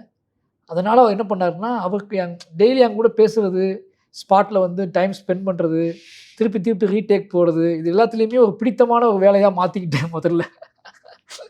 நான் ஒரு கட்டன் டைரக்டராக இல்லை. ஆனால் யோசிச்சு பார்த்தா பரியரும் பெருமாள் கர்ணனை விட ரீடேக் அதிகமாக போடுறது மாமன்னனில் தான். ஆமா, நிறைய ஷாட் அவரே எடுத்து. சொல்லியிருக்காரு. ஆமா, நிறைய ஷாட் எடுத்தது. எல்லாரும் என்னன்னா நடிச்சு முடிச்சு அவர் ஓகே அப்புறம் பகத் பாத்தில் திரும்பி பார்த்தா அவர் ஒன்பது. ஆனா என்னன்னா கர்ணன் பெரிய நான் கொஞ்சம் கராரா டைரக்டரா வந்து வேலை பார்ப்பேன். இங்க வந்து கொஞ்சம் சிரிச்சு எக்ஸ்ட்ரா வேலை வாங்கிக்கிட்டே இருந்தேன். ஏன்னா வடிவேல் சார் இருக்காரா, கொஞ்சம் ஹியூமரா அவங்களுக்கு பிடிச்ச மாதிரி ஒரு ஆளா மாறி அவங்க கூட ட்ராவல் பண்ணி என்ஜாய் பண்ணி, ஆனா எனக்கு தேவையானதை வாங்கிக்கிட்டே இருந்தேன். அதை அவங்க கொடுத்துட்டே இருந்தாங்க. நீங்க ரொம்ப நேசிச்ச நடிகர் வடிவேலு. அது ஒரு ஒரு கனவு மாதிரி தான் சார் வடிவேல் சார் ஒர்க் பண்ணது எனக்கு உண்மையாவே. ஏன்னா எனக்கு இது சீக்கிரமா நடக்கும்னு எதிர்பார்க்கல நானே. அதுவும் என்னன்னா நீங்க நார்மலா அவர் பண்ணக்கூடிய படங்களே பண்ணியிருந்தா கூட அப்படி தெரிஞ்சுக்காது. டோட்டலா நான் மனசுல வச்சிருந்த விஷயத்த அவர் பண்ண ஒத்துக்கிட்டதும் அதை பண்ணதும் இருக்குல்ல, அது பயங்கரமா அப்பதான் நம்பினேன் சார். அது என்னன்னா காமெடி, வாழ்வியல் காமெடி பண்ற ஆட்கள்கிட்ட எமோஷனல் பார்க்கும்போது பயங்கர நமக்கே அது பயங்கர பெயின் ஆகும். அப்படி டக்குன்னு இப்போ நாகேஷ் சார் எமோஷனல் பண்ணும்போது நமக்கு பெயின் வரும்ல, டக்குன்னு கண்ணீர் வந்து டக்குன்னு கண்ணீர் வந்துடும். அதுமாதிரி வடிவேல் சார் பண்ணும்போது டக்குன்னு கண்ணீர் வந்துச்சு எனக்கு. அந்த ஷாட் மலை மேல் நின்று அழுது ஷாட் எடுத்துகிட்டு இருக்கோம். கேமரா ஸ்டிலாம் முன்னாடி உட்காந்துட்டு இருக்கோம். அப்படி நின்றுட்டு இருக்காரு. நான் பார்க்க முடியல சார், மானிட்டர் எனக்கு பார்க்க முடியல. எனக்கு என்னதான் தோணுச்சு, விழுந்து விழுந்து சிரிக்க வச்ச ஆளை கொண்டு மொட்டை பாகையில் நிப்பாட்டி அழ வச்சுக்கிட்டு இருக்கோமே, எல்லாரும் என் மூஞ்ச பார்க்குறாங்க, அவரை போய் அழ வச்சுக்கிட்டு இருக்கீங்க அப்படின்னு சொல்லி. ரஞ்சித் அண்ணன் கூட நான் வந்து மாமன்னன் அந்த அந்த அந்த இன்ட்ரோல் அந்த பிளாஸ்பேக் போர்ஷன் வடிவேல் சாரோட பிளாஸ்பேக் போர்ஷன் இருக்குல்ல, பிளாக் அண்ட் ஒயிட் ஷார்ட்ஸு, அதை மட்டும் கட் பண்ணி ஒரு நாள் போய் காமிச்சேன் சும்மா. அவன் என்ன பண்ணான்னா, நீ ரொம்ப இன்டென்ஸாக இருக்குது, ரொம்ப நல்லா இருக்குது, ஆனால் வடிவேல் சாரை இப்படி நம்ம பார்க்கணுமாடா, நம்ம இப்படி மக்கள் எனக்கு ஏன்னா அவன் வடிவேல் சார் தீவிர ஃபேனு, அவருக்குமே அப்படி தோணுச்சு எனக்கு, அவங்க அள வைக்கவே ஓகேவா அப்படின்னு. பட் நான் சொன்னேன் எதுவாக இருந்தாலும், பட் இந்த கதையை இன்னும் பிரம்மாண்டமாக மாற்றக்கூடியது அவரோட கண்ணீரும் அவரோட அந்த நிதானமும் தான் சொன்னேன். அவர் இல்லைன்னா அந்த கதையை பண்ண வேண்டாம்னு நான் முடிவு பண்ணியிருக்கேன் அப்படின்னு சொல்லி அப்படி தான் ஆரம்பிச்சது. அவர்கிட்ட கற்றுக்கிட்டது அப்படின்னா, கிராமர் இல்லாமல் ஒரு எமோஷ்னல் லைவ் ஆகிட்டு வர்றது இருக்குல்ல, ஆக்டிங்னு கிராமர்லாம் இல்லாமல், எந்த ப்ராசஸும் இல்லாமல், ஆக்டிங் ப்ராசஸ் கிராமர் எதுவுமே இல்லாமல், ஒன்று சொன்ன உடனே லைஃப்பில் எங்கேயாவது நினச்சிக்கிட்டு அதை அப்படியே எட்டு வர்றது இருக்குல்ல, அதை லைவாக என்ஜாய் பண்ணி பார்க்க உங்களுக்கு வந்து ஆக்டிங்கிறது, சினிமாங்கிறது, ஆர்ட் ஃபார்ம்ங்கிறது எல்லாமே வாழ்க்கை தான் உணர வச்சது வந்து, எல்லாமே வாழ்க்கைக்குள்ளே தான் வருது அப்படின்னு உணர வச்சது வடிவேல் சார் தான். எப்படிப்பட்ட நிறைவை உங்களுக்கு மாமன்னன் தந்தது? மாமன்னன் ரிலீஸ் ஆகி 1 வருஷம் கழிச்சு கூட, மாமன்னன் ரிலீஸ் ஆகி அப்போ எலெக்ஷன் வந்துச்சுன்னு நினைக்கிறேன். அடிக்கடி எனக்கு உதய் சார் கால் பண்ணுவார், தேங்க்ஸ் சொல்லுவார். சார் ரொம்ப தேங்க்யூ சார். அந்த படம் அவர் கரியரில் ரொம்ப முக்கியமான படம். எனக்கு ரொம்ப ஆச்சரியமாக இருக்கும். படம் ரிலீஸ் ஆகி கிட்டத்தட்ட 7 மாதம் 8 மாதம் ஆயிடுச்சு. அதுக்கப்புறம் திடீர்னு கால் பண்ணுவார், சார் என்ன பண்ணுறீங்க அப்படிங்கிறது. ரொம்ப தேங்க்யூ சார் மாமன்னன். திடீர்னு என்ன சார் என்னாச்சு திடீர்னு போடுறீங்கன்னு. இப்போ இல்லை, இப்போ காரில் ட்ராவல் பண்ணிட்டு இருந்தேன், மாமன்னன் பார்த்துட்டே போனேன், உங்கள் ஞாபகம் வந்துச்சு கால் பண்ணேன் அப்படிம்பாரு. பிரியம் கூட்டிக்கிட்டே போச்சு அவருக்கு என் மேலே, பயங்கரமான ஒரு பிரியம் கூட்டிகிட்டே போச்சு. நீங்கள் நல்லா கேட்டீங்க அப்படின்னா, மாமன்னனில் ஃபஸ்ட்டு சொல்லணும் அப்படின்னா, மாமன்னன் எனக்கு என்ன கொடுத்துச்சு அப்படின்னா, நீங்கள் நேர்மையாக ஒரு விஷயத்த அது சம்மந்தப்பட்ட யார்கிட்ட சொன்னாலுமே அதுக்குள்ளே ஒரு நேர்மையும் ஒரு உண்மையும் இருக்குது அப்படின்னா, அந்த கதைக்குள்ளே ஒரு நிஜம் இருக்குது அப்படின்னா, அதை சொல்கிறவங்ககிட்ட அதுக்கான தார்மீக உரிமை இருக்குன்னா, அதை யாராக இருந்தாலும் அக்செப்ட் பண்ணிக்குவாங்க அப்படிங்கிறத நான் புரிஞ்சுக்கிட்டேன். இப்போ மாமன்னா எப்படின்னா மாற்றிக்க முடியும். கரெக்டு தான். ஆனால் ஒரு இன்ச்சு ஒரு இது விஷயம் கூட எனக்காக அவர் வந்து அப்படியே பார்த்துட்டே இருப்பார். எல்லா விஷயத்தையும் பார்த்துட்டு இருப்பார். சிஎம் சீக்வன்ஸ் எடுத்துகிட்டு இருப்பேன், அதில் எல்லா ரெஃபரன்ஸுக்குமே வந்து அவர் பார்த்துட்டே இருப்பார், என்னென்ன ரெஃபரன்ஸ் வைக்கிறான்னு பார்த்துட்டே இருப்பார். அது ஏன் வச்சுருக்கீங்கன்னு ஒரு நாள் கேட்டது கிடையாது. எக்ஸ்ட்ராவாக கிடச்சது உதய் சாரோட நட்பு. இன்றைக்கி வரைக்கும் ஒரு நல்ல ஒரு பிரியமான ஒரு மனிதராக இனி தொடர்ந்து பார்த்துக்கிட்டு இருக்கிறதுல ஒரு முக்கியமான விஷயம் மாமன்னன். அதில் மாமன்னனை தொடர்ந்து வாழை நீங்கள் ஆரம்பிக்க திரும்பவும் ராம் தான் காரணமா? ஆமாம், மாமன்னன் முடிச்சுட்டு நான் வர்றேன். வந்த உடனே அவர்கிட்ட ஒன்று சொன்னேன் ராம் சார்கிட்ட, ஏன்னா எப்படா ரிலீஸ் அப்படின்னு கேட்டார். சார் கழகத்தலைவன் ஒரு படம் முடிச்சிருக்காராம், அந்த படம் ரிலீஸ் ஆனதுக்கப்புறம் மாமன்னன் கடைசி படமாக இருக்குன்னு சொல்கிறாரு, அதனால் ஒரு 7 மாதம் வெயிட் பண்ண சொல்கிறாரு, அதுக்கப்புறம் ரிலீஸ் பண்ணிக்கலான்னு சொல்கிறாரு. ஒரு 7 மாதம் என்ன பண்ண போகிற அப்படின்னு, வாழை பண்ணி வேண்டியதானே அப்படின்னாரு. ஆஹா நல்லா இருக்கே அப்படின்னு சொல்லிட்டு அப்படி உடனே ரெடி பண்ணது தான் வாழை. அப்போ அந்த மீட்டிங்லேயே ஒரு நாள் ஹாட் ஸ்டார்ட்டு பேசியிருக்கும் போது, நான் ஒரு குட்டியாக படம் பண்ண ஆசைப்பட்றேன்னு டக்குன்னு வாழைய ஆரம்பிச்சிட்டேன். உதய் சார் உடனே அவர்கிட்ட சொல்லணும்ல, அப்புறம் சார் நான் வாழைங்க படம் பண்ண போவேன் அப்படின்னேன். என்ன சார் படம் ரிலீஸ் ஆக வெயிட் பண்ண மாட்டேன்றீங்க அப்படின்னா, நீங்கள் சொந்த பேனர் ஆரம்பிச்சிருக்கேன், நீங்கள் வந்து கிளாப் பண்ணி வச்சுட்டு போங்க அப்படின்னா, திருநெல்வேலிக்கு வந்து கிளாப் பண்ணி சொல்லி வச்சுட்டு போனார். வாழையை ஃபஸ்ட்டு பார்த்ததுமே வாழையை வந்து உடனே வெயிட் பண்ணி உடனே அவர் உதய் சார் படம் பார்த்துட்டார். மாமன்னையும் பார்க்குறாரு, வாழையும் பார்க்குறாரு ரிலீஸ் ஆகிறதுக்கு முன்னாடியே. அருமை. ஏன்னா மாமனை ரிலீஸ் ஆகும்போது நான் வாழையை ரெடி பண்ணி வச்சுட்டேன். ஒருவேளை ராம்சா சொல்லலாம் நான் சரி வெயிட் பண்ணுவோமேன்னு சொல்லிட்டு வெயிட் பண்ணியிருப்பேன். வாழை பண்ணியிருக்க மாட்டேன். வாழை பிரத்யேகமாக ஒரு டைம் எடுத்து பண்ணியிருப்பேன். அவ்வளோ சீக்கிரமாக டக்கு டக்கு டக்குன்னு பண்ணி காரணம் ராம்சா. வாழை திரையரங்கில் இந்த அளவு வசூலை பண்ணும் அப்படின்னு நினச்சிங்களா? அது கண்டிப்பாக நினைக்கல சார். ஒரு பெரிய மரியாதையை பெற்றுத்தரும். என் மீதான பார்வையை வந்து ஒரு புரிதலுக்கு தள்ளும். என் மீதான ஒரு பிரியத்தை வந்து ஒரு நம்பிக்கையை அந்த படம் ஏற்படுத்தும். எனக்கு ஒரு அடையாளத்தை கொடுக்கும். இதுதான் நான் எதிர்பார்த்தது. இதில் எதுவுமே மிஸ் ஆகாதுன்னு நம்பினேன் உறுதியாக. எனக்கு பணம் சம்பாதிச்சு கொடுக்கும், மக்கள் திரள் சம்பாதிச்சு கொடுக்கும், பெரிய கூட்டத்தை எனக்காக சம்பாதிச்சு கொடுக்கும் அப்படின்னு நான் நினச்சி பார்க்கல. பார்த்தா அது என்னை வியக்க வச்சது பயங்கரமானது. எல்லாருக்குமே ஷாக் அது. மக்கள் கூட்டமாக வந்தது. அப்போ தான் எனக்கு பயம் வந்துச்சு. இவ்வளோ பேர் நம்ம படத்தை நம்ம பேருக்காகவே படம் பார்க்குறாங்க. வந்து மாரி செல்வராஜ் படம் தப்பாக இருக்காது, பார்க்க போகலான்னு பார்க்குறாங்க, அதில் இருக்க உண்மையை நம்புகிறாங்க. அப்படிங்கும்போது இன்னும் பொறுப்பாக இருக்கும். நம்ம இவ்வளோ பெரிய வெற்றியை கொடுக்குறாங்கன்னா நம்ம அடுத்தடுத்த படங்கள் இன்னும் எப்படி வேலை செய்யணும் அப்படின்னு ஒரு பொறுப்பை கொடுத்தது ஆலியோட சக்ஸஸ் தான். உங்கள் கரியர்லேயே மிக அதிகமாக உழைச்ச படம் அப்படின்னு பைசன் படத்தை பற்றி சொல்லியிருக்கீங்க. அது எடுக்கப்பட்ட விதம், கதை நார்மலாக கதை தான். பட் அது எடுக்கிறதுக்கு பெரிய ப்ராசஸ். அந்த ஸ்போர்ட்ஸ் ட்ராமா அப்படிங்கிறதுனால ஒரு ஹீரோவை அந்த ஸ்போர்ட்ஸ் ட்ராமாக்குள்ள அடாப்ட் பண்ணுறது மட்டும் இல்லாமல் ஒரு 100 கபடி பிளேயர்கள் நடிச்சிருக்காங்க. Original kabaddi player. அதாவது என்னென்னா கிராமத்துலேருந்து ஆரம்பித்து ஸ்டேட் பிளேயர், நேஷ்னல் பிளேயர் வரைக்கும் விளையாண்டுருக்காங்க அந்த படத்தில். அவன் யாருமே நடிகர் கிடையாது. துருவ் மட்டும் நடிகர். இப்போ துருவுக்கு மட்டுமே நான் கபடி ட்ரைனிங் கொடுத்தேன். இப்போ என்னென்னா கபடி படம் எடுக்கிறதுனால என்ன பிரச்சனைனா அவங்க விக்ரம் சார் வந்து அவன் நம்பி அனுப்பிட்டார். இப்போ அவ்வளோ இந்த கபடி நான் என்ன முடிவு பண்ணேன்னா ராவாக எடுக்கணும், என்னோடய படங்களோட தன்மையிலே இருக்கணும், சினிமாட்டிக்கான கபடி இருக்கக்கூடாது. இதை முடிஞ்ச அளவுக்கு கபடியை இந்த ட்ரிப் இப்போ விட்டால் இந்த திருப்பி இந்த படத்தை எடுக்க முடியாது. அப்போ எவ்வளோக்கு எவ்வளோ இந்த கபடியை உண்மையாக நெருக்கமாக ஒரு எக்ஸ்பீரியன்ஸாக ஆடியன்ஸுக்கு இந்த கபடியை மாரி செல்வராஜ் எடுத்துக்காரு அப்படின்னு நம்பகத்தன்மை எப்படி உருவாக்குது அப்படின்னா நான் அதுக்கு ஒரிஜினாலிட்டி க்ரியேட் பண்ணணும். அந்த ஒரிஜினாலிட்டியை வந்து பண்ணும்போது நிறைய விஷயம் நடக்கலாம். சின்னதாக அது என்ன ஒரு 14 பிளேயரை கூட ஒரு ஆக்டர் விளையாடுறதுக்கு இல்லை, அது வந்து அவ்வளோ கம்ஃபர்ட் கிடையாது. உண்மைதான். சின்னதாக ஏதாவது அடிக்கடி பட்டு மேலே கண்ணுகளில் பட்டு ஏதாவது பட்டுச்சுன்னா கேரியரே காலி ஆகிடும். அப்போ எவ்ரி சிங்கிள் ஷாட்டுமே நான் பண்ணிவிடுவேன். நான் முதல்ல 3-4 ட்ரிப் அதை பண்ணி பாதுகாப்பை உறுதி பண்ணதுக்கு அப்புறம் தான் துருவை பண்ண வைப்பேன். அருமை. எவ்ரி ரைடு ராம் உங்களை பார்த்துக்கிட்ட மாதிரி நீங்கள் துருவை பார்த்துக்கிட்டீங்க. ஆமாம். ஏன்னா அவன் வந்து என்ன சொல்லிட்டான்னா அவன் ரொம்ப கஷ்டப்பட்டுட்டு இருந்தான். அவன் நடிக்க முடியாமல் நடிச்சு, அதாவது அந்த உடம்பை அந்த கபடிக்கு ரெடியாக முடியாமல். அப்போ நான் கேட்டேன் துருவிட்ட, துருவ உனக்கு ரொம்ப கஷ்டமாக இருந்துச்சு அப்படின்னா அப்பாட்ட சொல்லுவோம், வேற ஒரு கதை பண்ணிக்கலாம்.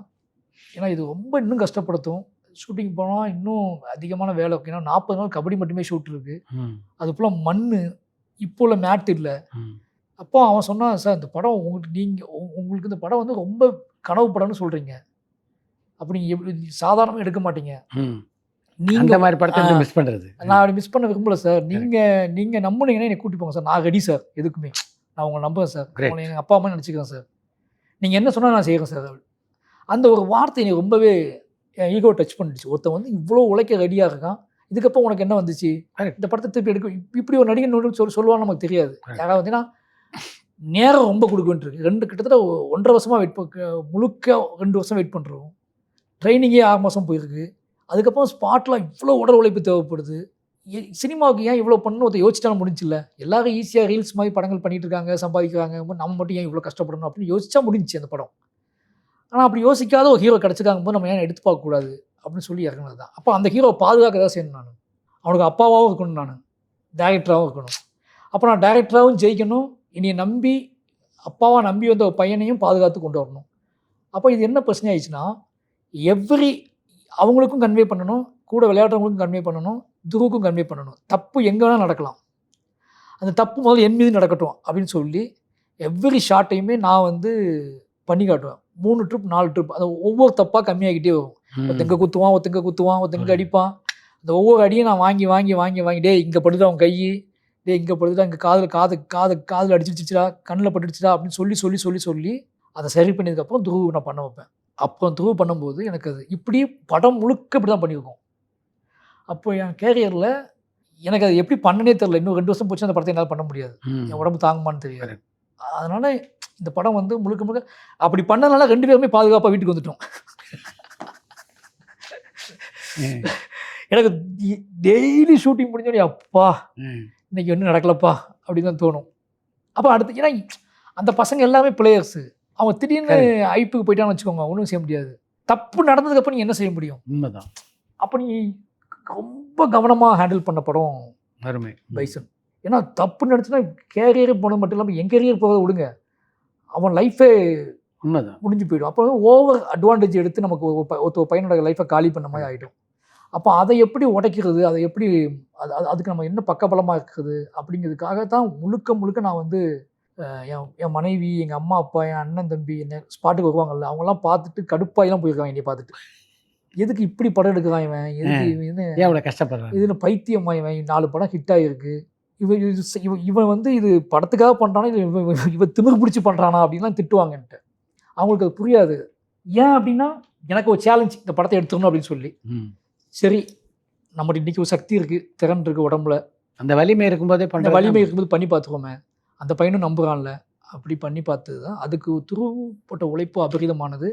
இந்த படத்தோட வெற்றியில் எப்படி நான் வந்து இந்த என் மக்களுக்காக எடுத்த படம்னு சொல்கிறேனோ, இந்த வெற்றி அடைஞ்சால் நான் ரொம்ப சந்தோஷப்படுறது துருவை அங்கீகரிக்கிறது. அவனோட ஷேடோவை விட்டுட்டு, அவனோட எல்லா கன்வின்ஸையும் விட்டுட்டு உடைச்சிட்டு என் கூட கிடந்தான்ல, அதுக்காக ஒரு மிகப்பெரிய வெற்றி அவனுக்கு கிடைச்சா ரொம்ப சந்தோஷப்படுவேன். திரையில் துருவை பார்த்துட்டீங்க, உங்களுடைய கதாநாயகன் எந்த அளவு அவர் கடத்தியிருக்காரு சினிமாவுக்கு? எனக்கு அங்கேயே கடத்திட்டாப்புல. எப்போ என் பின்னாடி கண்ணை மூடிக்கிட்டு நான் முட்டை எடுத்து சொல்ல இடத்துல முட்டினாரோ, நான் பாய எடுத்து சொல்ல பாய்ஞ்சாப்புலையோ, அங்கேயே எனக்கு வந்து கிட்டத்தட்ட எனக்கு படம் பார்த்த ப்ரொடியூசர்ஸ் அண்ட் என்னோடய ராம் சார் இவங்க எல்லாருமே துருவை பாராட்டினது இருக்குல்ல, அதுதான் எனக்கு நான் வெயிட் பண்ணது. நான் பாராட்டுறதுக்கு இல்லை, ஏன்னா நானே எப்படி என்னையை பாராட்ட முடியும், துரு கிட்டத்தட்ட நான் மாதிரி. இவங்க எல்லாரும் சொன்னது தான் பயங்கர சந்தோஷமாக இருந்துச்சு, பயங்கரமான மகிழ்ச்சியில் இருக்கும். கர்ணன் படத்துக்கு அப்புறம் இந்த படத்துலையும் பார்த்தீங்கன்னா ரஜிஷாவும் இருக்காங்க, லாலும் இருக்கார். ரஜிஷா கேரக்டர் வந்து நான் ரஜிஷாவை முடிவு பண்ணல, ஆனால் அந்த கேரக்டருக்கு நான் தமிழ் நிறையவே தேடினேன். அது வந்து ஒரு அக்கா கேரக்டர், படத்தில் ரொம்ப முக்கியமான கேரக்டர், படத்தை ஒரு தூண்னே சொல்லலாம். ஆனால் அதை பண்ணுறதுக்கு இங்கே யாரும் முன்னு வரல. எல்லாருமே அக்காவான்னு சொல்லிட்டு என் கூட சார் உங்க கூட படம் பண்ணணும் சார், ஆனால் அக்கா எப்படி சார் அப்படின்ட்டு நான் சொன்னேன். அதுக்கு அக்கானா அது கிட்டத்தட்ட எனக்கு புரியலம்மா, அது படத்தோட தூண்டுமான்னு சொல்கிறேன். ஆனால் அவங்க அதுக்கு அந்த வார்த்தை ரொம்ப அவங்களுக்கு டிஸ்டர்ப் பண்ணுச்சு. எனக்கு அப்போ ரொம்ப கடுப்பாயிடுச்சு எனக்கு மைண்டு, என்ன இது அப்படின்னு. அப்போ யார் நம்மளை முழுசாக நம்புவாங்களோ, யார் நம்மளை வந்து இதில் மாரி செல்வராஜ் படம் அது தப்பாக இருக்காது அப்படின்னு யார் நம்புகிறாங்களோ அவங்கள கூப்பிடுவோம் அப்படின்னு சொல்லிட்டு தான் நான் ரஜிஷாவுக்கு கால் பண்ணேன். ரஜிஷாவுக்கு கால் பண்ணோன்னே அவங்க நான் பண்ணுறது சார் அப்படி கிளம்பி பண்ணிட்டாங்க. ஏன்னா அவங்க ஹீரோயினாக நடிச்சிட்டு இருக்காங்க, ஒரு பெரிய ஹீரோயின் அவங்க, நானே இன்ட்ரடியூஸ் பண்ணியிருக்கேன் ஹீரோயினா. அப்போ அடுத்த படமே நான் அக்கா கேட்டு நடிக்கணும்னா அவங்களுக்கு ஒரு தோணும் இல்லை. அப்போ அப்படி இருந்து நம்மளை கூப்பிடுறாருன்னா அதுக்கு ஒரு வெயிட் இருக்குன்னு நம்பி அவங்க வந்தாங்க. லால் சார் வந்து அவர் எப்போவுமே என் படத்துக்கு இருக்கணும், அவங்க அடிக்கடி சொல்லுவார், உன் படத்தில் ஒரு அனிமல் எப்படி இருக்கும், அப்படி ஒரு அனிமலாக நீ நினச்சிக்கோ, எழுதும் போதே எழுதிரு அப்படின்ட்டுருவாரு. அவருக்கு எனக்கு ஒரு பெரிய பிரியம் வந்துடுச்சு. ஏன்னா அவருக்கு வந்து அந்த ஏமன் கேரக்டர் ரொம்ப பிடிச்சி போச்சு, அவர் அதை என்ஜாய் பண்ணிட்டார். அப்போ ஒரு டைரக்டராக என் மேலே ஒரு பெரிய மரியாதையும் அன்பும் அவருக்கு அதிகமாகிடுச்சு. அப்போ அப்படிப்பட்ட ஆள் கூட இருந்தால் பெட்டராக இருக்குமே, அப்படி ஒரு கேரக்டர் தேவைப்பட்டுச்சு, நான் அவர் கூப்பிட்டு அப்படி தான் அவங்க 2 பேர் உள்ளே வந்தாங்க. 3 இசையமைப்பாளரோட நீங்கள் பணியாற்றிருக்கீங்க, சந்தோஷ் நாராயணன், ஏஆர் ரஹ்மான், இப்போ நிவாஸ் பிரசன்னா. இல்லை, சந்தோஷ் நாராயணன் சார் கூட எனக்கு பயங்கரமான ஒரு காம்போ, அது பயங்கரமான அன்பு, பயங்கரமான பிரியம். மாமன்னன் நான் ரஹ்மான் சார்ட்ட போனதுக்கு காரணம் உதய் சார், அவரோட கடைசி படம் அப்படிங்கிறதுக்காக நான் ரஹ்மான் சார்ட்ட போனதுக்காக தான் தெரிஞ்சு அவருக்கு என் மேலே இவ்வளோ பெரிய பிரியம் இருக்குது, என்னோடய படங்களின் மீது, என்னோடய ஒர்க் மீது அப்படின்னு சொல்லி. இப்போ நான் அடுத்த படம் ரஹ்மான் சார் கூட தான் பண்ணுறேன். ஏன்னா அவர் எனக்கு திருநெல்வேலி வந்து படம் பார்த்தார் மாமன்னன். நான் வந்து திருநெல்வேலியில் வாழை ஷூட்டிங்கில் இருந்தேன். அப்போது மாமன்னன் படம் பார்க்கணும் அப்படின்னு என்னை கேட்டார் வேலையை ஸ்டார்ட் பண்ணுறதுக்கு. அப்போ நான் சொன்னேன், சார் நான் திருநெல்வேலியில் இருக்கேன் சார் அப்படின்னு. நீங்கள் பார்த்துறீங்களா சார், நீங்கள் கூட இருக்கணுமே அப்படின்னாரு. சரி நான் திருநெல்வேலி வரட்டுமா அப்படின்னு கேட்டார். எனக்கு நம்பவே முடியல, கிளம்பி வந்துட்டார். நான் தங்கியிருந்த ரூமில் வந்து திருநெல்வேலியில், நான் எந்த ரூமில் இருந்து சின்ன வயசில் எந்த ரோட்டில் ரஹ்மான் சார் பாட்டு கேட்டுட்டு அலைஞ்சிட்டு அதே ஊருக்குள்ளே வந்து உட்காந்து என் கூட படம் பார்த்தது ஏன்னா நான் மறக்கவே முடியாது. அந்த படம் பார்த்துட்டு என்கிட்ட பேசிட்டு முழு இரவும் என்கிட்ட பேசிட்டு காலைல கிளம்பி சென்னை வந்துட்டார். அதுக்கப்புறம் தான் ஒர்க்கு ஸ்டார்ட் பண்ணார். அப்படின்னா பார்த்துக்கோங்களேன், இதுக்கு மேலே நம்ம என்ன எதிர்பார்க்க முடியாது. அதனால் அவர் சந்தோஷ் நாராயணன் சார், அப்போ திருப்பி நான் வாழை சந்தோஷ் நாராயணன் சார்ட்ட ஒர்க் பண்ணுறேன். எனக்கு எந்த பிரச்சனையுமே எனக்கு இல்லை அதில். பட் பைசன் வந்து பட்ஜெட்டாக எனக்கு கொஞ்சம் தேவைப்பட்டுச்சு. என்ன பட்ஜெட் தேவைப்பட்டுச்சுன்னா, படத்துக்கு நிறைய செலவு பண்ண வேண்டியிருந்துச்சு. அப்போ டீமை வந்து கொஞ்சம் மாற்றிக்கலாம், சின்ன டீமாக வச்சுக்கிட்டு யங் டீமாக வச்சுக்கிட்டு. ஏன்னா துருவுமே யங்கு தான், அவனும் துருவுலேருந்து ஆரம்பித்தா எல்லாமே பட்ஜெட் கம்மியாக தான். ஏன்னா துருவுக்கு ஒரு ஃபஸ்ட் படம் மாதிரி தானே. அப்போ யோசிக்கும்போது நான் வந்து என்ன நினச்சேன்னா, துருவுக்காக பண்ணுற அந்த படம் அப்படிங்கும்போது டீமை சின்னதாக வச்சுக்கிட்டு படத்துக்கு செலவு நிறைய பண்ணணும் அப்படியே ரஞ்சன்கிட்ட சொன்னேன். நான் படத்துக்கு செலவு பண்ணுங்கண்ணா, நான் டீம் சின்னதாக வச்சுட்டே வேண்டாண்டா ரிஸ்க் எடுக்காத அப்படின்னு சொன்னார். ஏன்னா நம்புங்க என்னைய அப்படின்னு சொல்லி தான் நிவாஸ் பிரசன்னா, கேமராமேன் எழில், எடிட்டர் சின்ன புது பையன் ஃபஸ்ட் படம், இப்படி ஒரு டீமை செட் பண்ணேன். இந்த டீமை செட் பண்ண என்னாச்சுன்னா, எனக்கு படத்துக்கு நிறைய சில காசு தேவைப்பட்டுச்சு. இப்போ படத்தை கொஞ்சம் பிரம்மாண்டமாக எடுக்கிறதுக்கு முயற்சி பண்ணேன். ஏன்னா அது இப்போ எனக்கு மட்டும் தானே என்னோட மார்க்கெட்டும் துருவோட மார்க்கெட்டையும் சேர்த்து வச்சா அந்த மார்க்கெட் தானே பிஸ்னஸ் ஆக முடியும். அந்த பிஸ்னஸை தாண்டாமல் பிடிச்ச டிஸ்டர்ப் பண்ணாமல் அந்த படத்தை எடுக்கணும். அவங்க என்னைய வச்சு ஒரு அளவுகோல் வச்சுருக்காங்க. அந்த அளவுகோலுக்கு அந்த படத்தை எடுக்கணும், ஆனால் பிரம்மாண்டமாக எடுக்கணும். அப்போனா நாங்கள் எங்கள் சம்பளத்தெல்லாம் கம்மி பண்ணிக்கிட்டு, எங்கள் வேலையெல்லாம் கம்மி பண்ணிக்கிட்டு, இது ஒரு டீமை செட் பண்ணிவிட்டு அப்படி பார்த்தது தான். நிவாஸ் வந்து ஒரு என்ன சொல்கிறது, ஒரு வெறி பிடிச்சி எப்படியாவது சாதிக்க மாட்டோமா, நமக்கு வாய்ப்பு கிடச்சி அதை வெளிப்பற்ற மாட்டோமான்னு ஏங்கிட்டு கிட்டத்தட்ட இந்த படத்தில் வேலை பார்த்த டெக்னீஷியன் டீம் எல்லாருமே நாம் பெருசாக நிலையில் பணியாற்றி. ஆமாம், துருவிலேருந்து கேமராமேன் துருவிலேருந்து என்னுடைய கேமராமேன், என்னுடைய எடிட்ரு, என்னோட மியூசிக் டைரக்டர், இவங்க எல்லாருமே மாரியண்ணா படத்தில் நம்ம பண்ணுறோம், நம்ம முழுசாக வெளிப்பற்றணும் அப்படின்னு பண்ணாங்க. அது எனக்கு என்ன ப்ளஸ் ஆகி போச்சு அப்படின்னா, இறங்கி வேலை செய்யலாம் அவங்கக்கிட்ட. அவங்களோட கடைசியை கூட நான் வாங்க ட்ரை பண்ணி கிடச்சி. அதனால தான் அந்த பாடல்கள் அப்படி வந்ததுக்கான காரணம் எல்லாமே அப்படி ஒன்று ஆழமாக வேலை செஞ்சதுனால தான். இன்றைக்கு தமிழ் சினிமாவின் முக்கியமான கதாநாயகர்கள் எல்லோரும் உங்களோட இணைஞ்சு படம் பண்ணணும்னு நினைக்கிறாங்க. ஏற்கனவே நீங்கள் எழுதியிருக்க கதையில் அவங்களை அடாப்ட் பண்ணிக்குவீங்களா, அவங்களுக்கு கதை எழுதுவீங்களா? நான் ஒன்றே ஒன்று உறுதியாக நம்புவேன் சார்.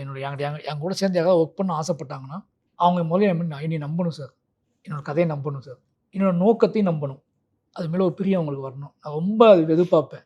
முழு உழைப்பே நான் போடுவேன். அதுக்கப்புறம் நான் அப்படி தான் முதல்ல அவங்க கதை சொல்லும்போது, இந்த கதை இதுக்காகத்தான் எடுக்கப்படுறது, இந்த கதையோட பிரச்சனை கான்ஃப்ளிக்ட் இதுதான், இது இங்கே நடந்துச்சு, இப்படி நடந்துச்சு, இதன் மூலமாக மக்களுக்கு என்ன கன்வே ஆகும், என்ன மாதிரி டிபேட் க்ரியேட் ஆகும், இதை நான் எப்படி என்னோடய ஃபிலிம் மேக்கிங்கை எப்படி எடுப்பேன், இது எல்லாத்தையுமே நான் சொல்லிவிடுவேன் அவங்கக்கிட்ட. அதுக்கப்புறமும் பிரியம் வச்சு இதுக்குள்ளே நம்ம இருக்கணும்னு நினைக்காங்கல்ல, அந்த நம்பிக்கையோட வைப்பாங்கல்ல, அந்த ஹீரோட ஒர்க் பண்ணும்போது எனக்கு ரொம்ப இது வரைக்கும் என்னோட ஒர்க் பண்ண எல்லாருமே முழுசாக என்னோட ஸ்டைல் ஃபிலிம் மேக்கிங்கையும், என்னோடய கதையையும், என்னோடய பொலிட்டிக்கலையும் நம்பி வந்தவங்க தான் எல்லாருமே. இதுக்கப்புறம் வரக்கூடியவங்க கமிட்மெண்ட் வச்சுக்கவங்களும் அந்த மாதிரி ஒரு பெரும் நம்பிக்கையோட கூடிய ஆட்கள் தான். எனக்கு நம்பிக்கை ரொம்ப முக்கியம். ஒரு கிரியேட்டர் மேலே, ஒரு ஆக்டரை வைக்கக்கூடிய நம்பிக்கை, அந்த கிரியேட்டர் மேலே மட்டும் கிடையாது, அந்த கிரியேட்டரோட விஷன் மேலே, அந்த கிரியேட்டரோட பொலிட்டிக்கல் மேலே. ஏன்னா சினிமாங்கிறது வெறுமனே என்டர்டெயின்மெண்ட் கிடையாதுன்னு ஒருத்தர் நான் நினைக்கிற ஆள்கிட்ட போய் நீங்கள் திருப்பி என்டர்டெயின்மெண்ட் மட்டுமே பேசுன வாதம்னா அது தப்பு. அது அப்படி என்டர்டெயின்மெண்ட் மட்டுமே நினைக்கக்கூடிய ஆட்களும் இருக்காங்க. நீங்கள் அந்த மாதிரி படம் பண்ணும்போது அது ஓகே. சினிமாங்கிறது வெறுமனே என்டர்டெயின்மெண்ட் கிடையாதுன்னு நம்பக்கூடிய ஆட்கள்கிட்ட சேரும்போது நீங்கள் அந்த விஷயங்களையும் அதை ஃபாலோ பண்ணணும் அப்படின்னு நினைப்பேன். இப்போ பண்ணக்கூடிய எல்லா படங்களுமே இப்படி என்னை ஏற்றுக்கிட்டவங்க தான் எல்லாருமே. பிரபல நடிகர்களோடு பணியாற்றுறது உங்களுக்கு சௌகரியமாக இருக்கா, புதுமுகளோட பணியாற்றுவது சௌகரியமாக இருக்கா? ரெண்டு விஷயம் இருக்குது. நீங்கள் நடிகர்களோட பயன்படும்போது உங்களுக்கு கொஞ்சம் வேலை கம்மியாகும்.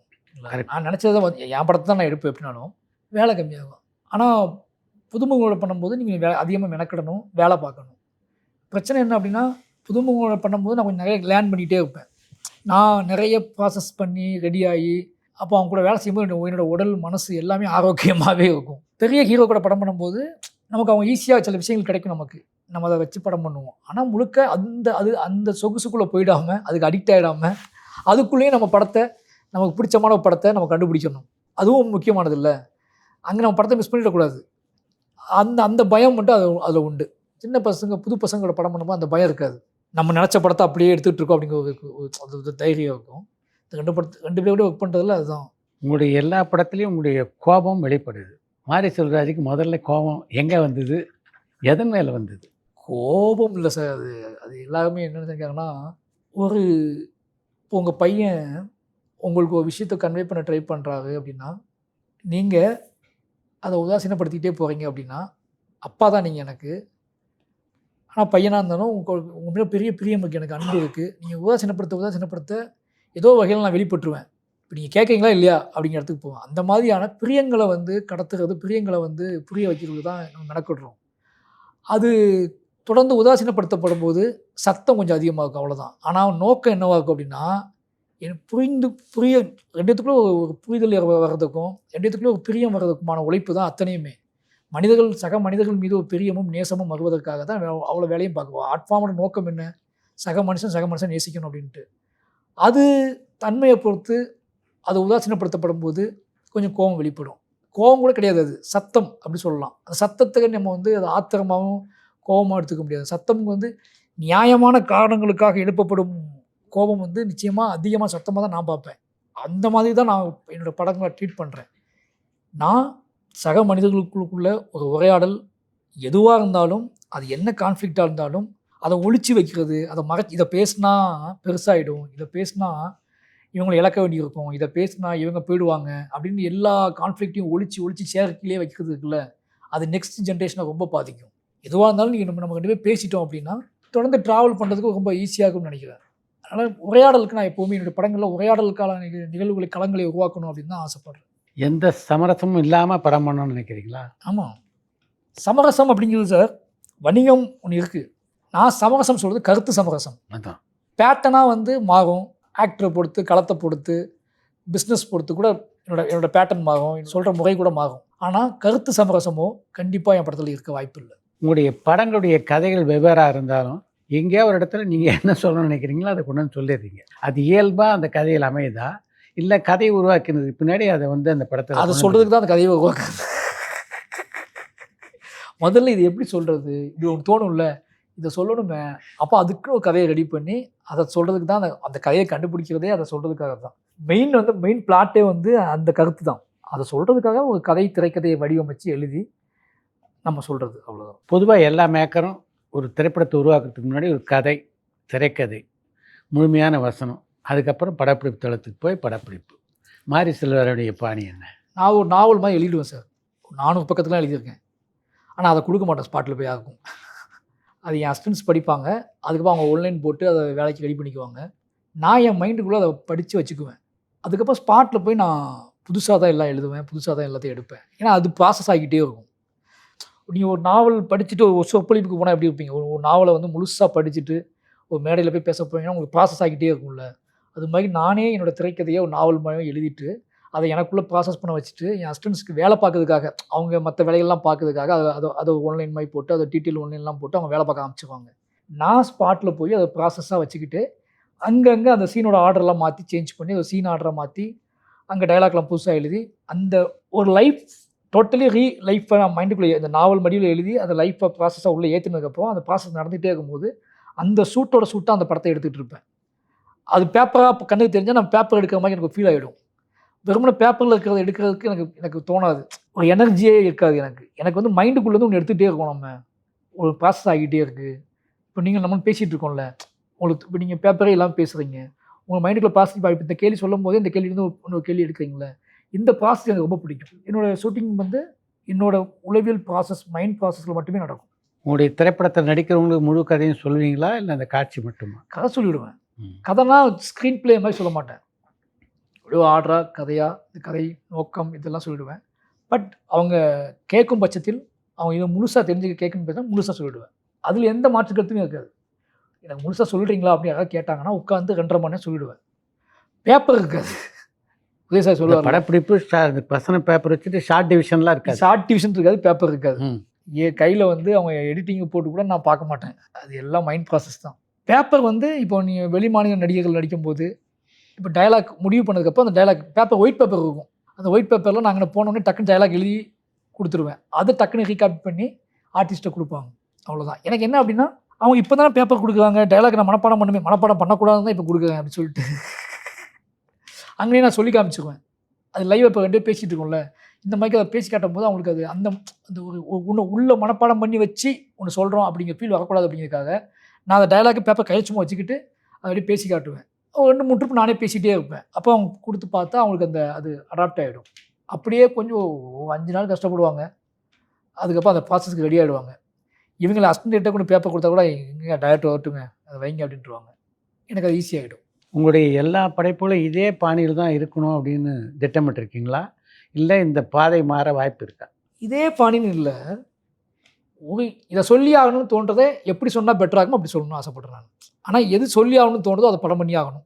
இந்த விஷயத்த சொல்லி ஆகணும் மக்களுக்கு, இதை எப்படியாவது சினிமா ஆக்கிடணும் அப்படின்னு நினச்சோம்னா அதை எந்த மாதிரி சொன்னால் கன்வின்சிங்காக இருக்கும், எந்த மாதிரி சொன்னால் அது ஒரு பிஸ்னஸாகவும் ஒர்க் அவுட் ஆகும் அப்படிங்கிறலாம் மைண்டில் வச்சு நான் சொல்லுவேன். அதுக்காக வந்து இது இப்படி தான் படம் பண்ணணும்லாம் கிடையாது. ஆனால் ஒரு விஷயம் சொல்லணும் முடிவு பண்ணிட்டேன்னா அதை படம் பண்ணி ஆகணும் அப்படிங்கிற ஆசை இருக்குது. மாரி செல்வராஜ்டேருந்து ஒரு நகைச்சுவை படத்தை ரசிகர்கள் எதிர்பார்க்க வாய்ப்பு இருக்கா? சார் அதான் சார் எல்லா இடத்துலையும் கேட்குறாங்க. என் பொண்ணு கேட்டுக்கிட்டே இருக்குதா ம். அப்பா அப்பா அப்பா அப்பான்னு சொல்லி நான் வந்து அவருக்கு வாக்கு கொடுத்துருக்கேன். ம்.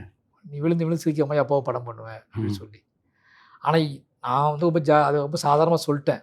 சொல்லிட்டு சும்மா அதை பற்றி யோசிச்சு பார்த்தா அது பெரிய ப்ராசஸாக இருக்கு. என்னடா நமக்கு ஈஸியாக படம் பண்ணுவோமே. வாக்கு கொடுத்த பிறகு தான் தோற்று. ஆமாம், நமக்கு சார் சொல்லுவாங்க ஈஸியாக உனக்கு ஸ்கிரிப்ட் வந்தது அப்படின்னு, வரவே மாட்டேங்குது அப்படின்னு சொல்லி இப்போ அதுக்கு பழக்கப்பட்டுக்கிட்டு இருக்கேன். இப்போ நிறைய ஹியூமர்ஸ் படங்கள்லாம் பார்க்குறது, லைஃப் ஸ்டைல் சினிமாவில் வந்து பார்க்குறது, சார்லி சாப்ளின்ஸ் படங்கள்லாம் பார்க்குறது, அப்படின்னு கொஞ்சம் அடிக்கடி நான் வந்து ஹியூமர் படங்கள் அதிகமாக பார்க்க ஆரம்பிச்சிட்டு இருக்கேன் என் பொண்ணுக்காக. உங்களை பொறுத்த வரைக்கும் காதல் படங்களே நீங்கள் சாதாரணமாக எடுத்துருவீங்க. ஏன்னா அது வந்து உங்களுடைய பரியரும் பெருமாள்லேயே நீங்கள் நிரூபிச்சிருக்கீங்க. அது மாதிரி ஒரு முழுமையான காதல் படத்தை எப்போ கொடுப்பீங்க? மனசு என்றைக்கு முழுமையாக அடையதானே கொடுக்க வேண்டியதான் சார். என்றைக்கு இப்போ நீங்கள் கேட்ட மாதிரி நீங்கள் கேள்வியில் முழுமையாக கேட்டீங்களோ, என்றைக்கு நம்ம முழுமையாக ஓகே நமக்கு வந்து ஒரு பீஸ்ஃபுல்லாக இப்போ ஒன்றும் இல்லை, அந்த மனநிலையை வாய்க்கணும் சார், அவ்வளோதான் சார். மனநிலையாக யோசிக்கணும் அந்த கதை. நான் அப்படி நிறைய யோசிப்பேன் சார். இப்போ ஒரு கதை படிப்பேன், அல்லது எங்கேயாவது ஒரு நிகழ்வு நடக்கும், யாராவது ஞாபகத்துக்கு வருவாங்க, ஓ இந்த லைஃப்பை படம் பண்ணால் பியூட்டிஃபுல்லாக ஒரு படம் பண்ணலாமே அப்படி தோணும். அந்த ப்ராசஸ் ஒரு 3 நாள் இருக்கும். அதுக்குள்ளே ஏதாவது ஒன்று டம்முன்னு அடித்து டோட்டலாக வந்து இங்கே என்ன நடந்துட்டு இருக்குன்னு என்ன யோசிக்கிற அப்படிங்கிற மாதிரி ஒரு சம்பவமோ, இல்லை ஒரு பேப்பர் நியூஸோ, இல்லை ஒரு செயலோ, இல்லை ஒருத்தரோட பேச்சோ, இல்லை ஒருத்தரோட பழைய நினைவோ ஏதோ வந்து உங்களுக்கு டம்முன்னு அடித்து தூக்கி போடுறா அதெல்லாம் இதை பண்ணுறா அப்படிங்கிற மாதிரி ஏதோ ஒரு குரல் கேட்க ஆரம்பிக்கும். அப்படி ப்ராசஸ் ஸ்டார்ட் ஆகிடும். இந்த சினிமா துறையில் ரஞ்சித்தினுடைய பயணமும் உங்களுடைய பயணமும் ஒத்ததாக இருக்கான்னு நினைக்கிறீங்களா? ஆமாம், 2 பேரும் ஒரே நோக்கம்தான். 2 பேரில் எந்த மாற்று கருத்தும் கிடையாது. இன்னும் சொல்லப்போனால் 2 பேருமே எது நிகழ்னு நினைக்கிறோமோ அதை நோக்கியான படங்களை தான் பண்ணிகிட்டு இருக்கோம். அவருடைய படைப்புகளில் உங்களுக்கு ரொம்ப பிடிச்சது? காலா ரொம்ப பிடிக்கும். காலா வந்து எனக்கு வந்து ரஜினி சாரை வச்சுக்கிட்டு மேஜிக் மாதிரி, அது என்ன சொல்கிறது, சார்பட்டா பரம்பரை நிறைய கிட்டத்தட்ட அவரோட ஸ்டைல் மேக்கிங், அவருக்கு இருக்கிற சுதந்திரமாக படம் பண்ணுறதுக்குள்ள சுதந்திரமாக எல்லா படமே அட்டகத்தி ரொம்ப ரொம்ப பிடிக்கும். அட்டகத்தி நான் யாருன்னே தெரியாமல் பார்த்த படம், யார் டைரக்டர்னு தெரியாமல் திருநெல்வேலியில் பார்த்த அட்டகத்தி. யோசிச்சு பார்த்தா எனக்கு வந்து சென்னை ரொம்ப தூரம் இல்லை, விழுந்து விழுந்து சிரித்து பார்த்த படம். ஏன்னா நம்ம கதையை சென்னையில் எடுத்துருக்காங்க அப்படின்னு பார்த்த படம் அது. பட் ஆனால் சார்பட்டா பரம்பரையும் காலாவும் பார்க்கும்போது மிரண்டு போயிட்டேன் நான். அதோட ஃபிலிம் மேக்கிங், அதோட ஸ்டைலு, சார்பட்டா பரம்பரை ஒன்று ஒண்டர்ஃபுல், பெரிய ஹீரோ வச்சு பண்ணது. சார்பட்டா பரம்பரையும் ஒரு காரணம், பைசன் பண்ணி ஆகணும் அப்படின்னு சொல்லி. நான் சார்பட்டா பரம்பரை பார்க்கும்போது பைசன் நம்ம பண்ணணும், நம்மளும் ஸ்போர்ட்ஸ் படம், அதுவும் ஸ்போர்ட்ஸ் படம் தான், ஸ்போர்ட்ஸ் படம் பண்ணி பார்க்கணும், இவ்வளோ எனர்ஜியோட படம் பண்ணி பார்க்கணும் அப்படின்னு ஆசையை தூண்டின படம் சார்பட்டா பரம்பரை. நல்ல எமோஷன்ஸ் அது, உடனே பண்ணிடணும் அப்படின்னு தூண்டின படம் சார்பட்டா பரம்பரை. இப்போ மாரி செல்வராஜ் விரும்பி பார்க்குற நடிகர்கள், நேசிக்கிற நடிகர்கள் இருக்காங்களா? அப்படிலாம் இல்லை சார். எல்லாம் ஒருத்தங்க சிறப்பாக செஞ்சுருக்காங்கன்னா அது யாராக இருந்தாலும் சார். ஒரு கதையை நியாயப்படுத்தியிருந்தாங்க, அந்த திரைக்கதையை, அந்த கதையை, அந்த வாழ்வியலை ஒரு நடிகர் சமரசம் இல்லாமல் நியாயப்படுத்தியிருந்தாருன்னா அவர் சிறந்த நடிகர் தான் சார். படம் தான் சார் தீர்மானிக்கணும். அது இல்லாமலே நடிகராகவே இருக்கிறதுலாம் வந்து அது அவங்க எனக்கு பிடிக்கும் சொல்கிறதுக்கு எனக்கு உடன்பாடு இல்லை. ஏன்னா புதுசாக வருவாங்க, நம்ம பார்க்குற படத்தில் நடித்த நடிகர் அந்த படத்தை நியாயப்படுத்தியிருக்காருன்னா நம்ம அவர் தான் அந்த படத்துக்கு அவர் நியாயமான நடிகர் அப்படின்ட்டு சொல்லலாம். ஏன்னா படத்துக்கு படம் மாறுபடும். நமக்கு பிடிக்காத படத்தை கூட நம்ம நடிகர் நடிப்பாங்க. நம்ம ஒருத்தர் பிடிச்சின்னு வச்சுக்கோங்களேன், அவங்க நமக்கு சுத்தமாக ஒவ்வாத ஒரு கதையில் போய் நடிச்சிடுவாங்க. அதை நம்ம அதையும் பார்க்கணும். நிறைய நடிகர்கள் இல்லை, எல்லாரையும் வியக்கத்தான் செய்வோம். எல்லாத்தையும் சின்ன வயசில் வியந்திருக்கோம், பார்த்துருக்கோம், ரசிச்சிருக்கோம். நமக்கு ஆசை என்னதேமாகும், நம்ம இவனை வேகமாக பயன்படுத்துவோமே, நம்ம படத்தை வந்து ரொம்ப நல்லா இருக்குமே அப்படி நம்ம யாரெல்லாம் நினைக்கிறோமோ அவங்க எல்லாமே சிறந்த நடிகர்கள் தான். விமர்சனங்களை எப்படி பார்க்குறீங்க? விமர்சனங்கள் என்ன சார், விமர்சனங்கள் நான் எப்படி பார்க்குறேன்னா, ஓகே நெக்ஸ்ட் படத்தில் இவங்களை நம்ம ஜெயிக்க ட்ரை பண்ணுவோம், அவ்வளோதான். நான் அதுக்கு மேலே யோசிக்க மாட்டேன். என்னென்னா அவங்க வேறு ஏதோ வழியாக பார்த்துருக்காங்க, அவங்களுக்கு இதில் வேறு ஏதோ குறைபாடு தோணியிருக்கு, இதில் ஏதோ பிரச்சனை அப்படின்னு நினைக்கிறாங்க. நம்ம ஒரு முறை லவ் லெட்டர் கொடுக்குறோம், ப்ரப்போஸ் பண்ணுறோம், அந்த பொண்ணு ஏற்றுக்கலன்னா திருப்பி ப்ரப்போஸ் பண்ணுவோம்ல, திருப்பி வேறு ஒரு கடிதம் எழுதிட்டு வருவோம்ல, அது மாதிரி தான் நான் இதை பார்க்குறேன். விமர்சனம் அப்படிங்கிறது வந்து நான் ஒரு படம் கொடுத்தேன், உங்களுக்கு அது இன்னும் கன்வே ஆகலைன்னு தோணுது, அதில் முரண் இருக்குது, அதில் கருத்து பரிமாற்றங்கள் இருக்குது, விவாதங்கள் இருக்குது அப்படின்னா நெக்ஸ்ட் உங்களை புரிஞ்சுக்கிட்டு இன்னொரு படம் பண்ணுறேன், அதில் உங்களை வென்றெடுக்க ட்ரை பண்ணுறேன். அதுவும் நடக்கலாம், நான் ட்ரை பண்ணிகிட்டே இருப்பேன், அவ்வளோதான். ஆர்ட் ஃபார்ம் வந்து ஒரு மனுஷன் கடைசி மனுஷனை வரைக்கும் அது ஒரு காதல் மாதிரி. அவனை வென்றெடுக்க தான் முயற்சி பண்ண முடிஞ்சு, அவங்களோட சண்டை போடுறதுக்கோ, அவனை முட்டாள்னு ஒரு வாசகனையோ ஒரு படைப்பாளனையோ முட்டாள்னு சொல்கிறதுக்கு ஒரு ஆர்ட் ஃபார்ம் எடுக்க முடியாது, ஒரு சினிமா எடுக்க முடியாது. அன்றைய சூழலுக்கு இப்படி யோசிச்சுப்பாங்க. நீங்கள் ஒரு பாட்டு, உங்களுக்கு பிடிச்ச பாட்டு நீங்கள் ஒரு மோசமான மனநிலையில் கேட்கும்போது கேட்பீங்களா? கரெக்ட். நீங்கள் ஒரு மோசமான மனநிலையில் இருக்கீங்க, உங்களுக்கு பிடிச்ச உங்களை அழகாக தூங்க வைக்க ஒரு பாட்டு ஓடிட்டுருக்கு, அப்படி நீங்கள் போய் ஆஃப் பண்ணிடுவீங்க. ஏன்னா அந்த பாட்டை காப்பாற்றணும்னு போய் ஆஃப் பண்ணிடுவீங்க. ஓகேங்களா? கரெக்ட். அப்போ என்ன, ஒரு ஆர்ட் ஃபார்ம் என்றைக்குமே ஒரு மனுஷனை வந்து என்ன சொல்கிறது, கட்டுப்படுத்துறதுக்கோ, ஒரு மனுஷனை வெறுப்பேற்றுறதுக்கோ, மனுஷனை வந்து தனிமையாக விடுறதுக்கோ ஆர்ட் ஃபார்ம் உருவாக்கணும்னு அவசியம் இல்லை. அவனையும் வென்றெடுத்து அவனுக்குள்ளேயும் ஒரு நம்ம நினைக்கிற கருத்தை புகுத்தணும் அப்படின்னு தான், அவனையும் சரிப்படுத்தணும், அவனையும் நெறிப்படுத்தணும், அது அவங்க கூட ஒரு உரையாடல் நடத்தணும் அப்படின்னு தான் நம்ம ஆர்ட் ஃபார்ம் கிரியேட் பண்ணுறோம். தொடர்ந்து நம்ம லைஃப்பில் அது பண்ணிச்சா, நம்ம படங்கள் பண்ணிச்சா பண்ணலையா, நீ பண்ணிடுவியா, சினிமா மாற்றிடுமான்னு என்கிட்ட கேட்டிங்கன்னா, மாற்றுது மாற்றலை, மாறினாங்க மாறல. ஆனால் நான் மாறினா நல்லா இருக்கும்னு நினச்சிக்கிட்டே வாழ்ந்தேன், நினச்சே செத்து போனேன் அப்படின்னு இருந்துட்டு போட்டுமே. நான் இதை விரும்பினேன், இப்படி ஒரு உயர்ந்த நோக்கம் என்கிட்ட இருந்துச்சு. எல்லா மனிதர்களும் ஒன்று, எல்லா மனிதர்களும் சமமாக இருக்கணும். அதை அதை அதை அதை நம்ப வைக்கிறதுக்காக, அதை ஏற்றுக்கிறதுக்காக சில படங்களை பண்ணோம். அதை ஏற்றுக்கிட்டாங்க, ஏற்றுக்கல. பட் நான் நினச்சேன், நான் அதுக்காக வேலை செஞ்சேன் அப்படிங்கிற ஒரு காரணமே, நினைப்பே போதுமானது. ஏதாவது விமர்சனங்கள் உங்களை காயப்படுத்தியிருக்கா? அப்படிலாம் இல்லை. ஏன்னா கதை எழுதும்போதே தெரியும் ஈட்டிகள் வரும் அப்படின்னு சொல்லி. எந்த மாதிரி விமர்சனங்கள் காயப்படுத்தும் அப்படின்னா, ரொம்ப நெருக்கமான மனுஷங்க இருக்காங்கல்ல, அவங்க நம்ம வெற்றியை பற்றியான விமர்சனம் பண்ணுவாங்க. அது விமர்சனமாக கூட இருக்காது, அது மௌனமாக கூட இருக்கும். அப்போ ரொம்ப பேசாமல் போயிடுவாங்க. அப்போ ரொம்ப காயப்பட்டிருக்கு. என் கூட வேலை பார்த்த அசிஸ்டன்ட்ஸ்னால் நான் அசிஸ்டன்டேட்டராக இருக்கும்போது வேலை பார்த்தவங்க நிறைய பேர் படம் பண்ணாமல் வைப்பாங்கல்ல, அவங்க மீது எனக்கு எந்த முரணும் வருத்தமும் எந்த மாதிரி ஞாபகம் எனக்கு இருந்ததே இல்லை. ஆனால் நான் படம் பண்ணதுக்கப்புறம் என்கிட்ட அவங்க பேசி நான் பார்த்து இப்போதைக்கு நான் 5 படம் பண்ணிட்டேன். ஒருத்தர் கூட எனக்கு ஃபோன் பண்ணி என்கிட்ட ரொம்ப கம்மியான ஆட்கள் தான் பேசியிருக்காங்க. இன்றைக்கி 50-60 பேர்கிட்ட நான் வேலை பார்த்துருப்பேன். ஒரு 5-6 பேர் தான் என்கிட்ட பேசியிருப்பாங்க. எங்கேயாவது பார்த்தா பார்க்காம போய் போயிடுவாங்க. அப்போ ரொம்ப பெயினாக இருக்கும். இந்த வெற்றியை சுமக்கிறதுன்னு இருக்குல்ல, இதுக்கு காரணம் இந்த வெற்றி தான் இப்படி பிடிச்சிச்சா. ஏன்னா எல்லாம் ஒன்றா கிடந்து பாயில் உருண்டு பரண்டு சாப்பிட்டு பசியில் விளையாண்டு அப்படி சினிமா ஒர்க் பண்ணியிருக்கோம். நான் முன்னாடி வந்துட்டேன், அவங்க பின்னாடி வர பார்ப்பாங்க, அவ்வளோதான விஷயம். ஆனால் அது அந்த அந்த விஷயங்கள், அந்த மௌனங்கள் ரொம்ப கஷ்டப்படுத்தும். ரொம்ப ஹாப்பியாக, அவங்களும் ஹாப்பியாக அதை கொண்டாடினா நல்லா இருக்குமேன்னு தோணும். அப்படி கஷ்டப்பட்டுருக்கேன். மாரி செல்வராஜை கவர்ந்த படைப்பாளிகள் அப்படின்னு யாரெல்லாம் சொல்லலாம்? நிறைய இருக்காங்க சார். ஆனால் எனக்கு படைப்பாளியை விட படைப்பு முக்கியம்.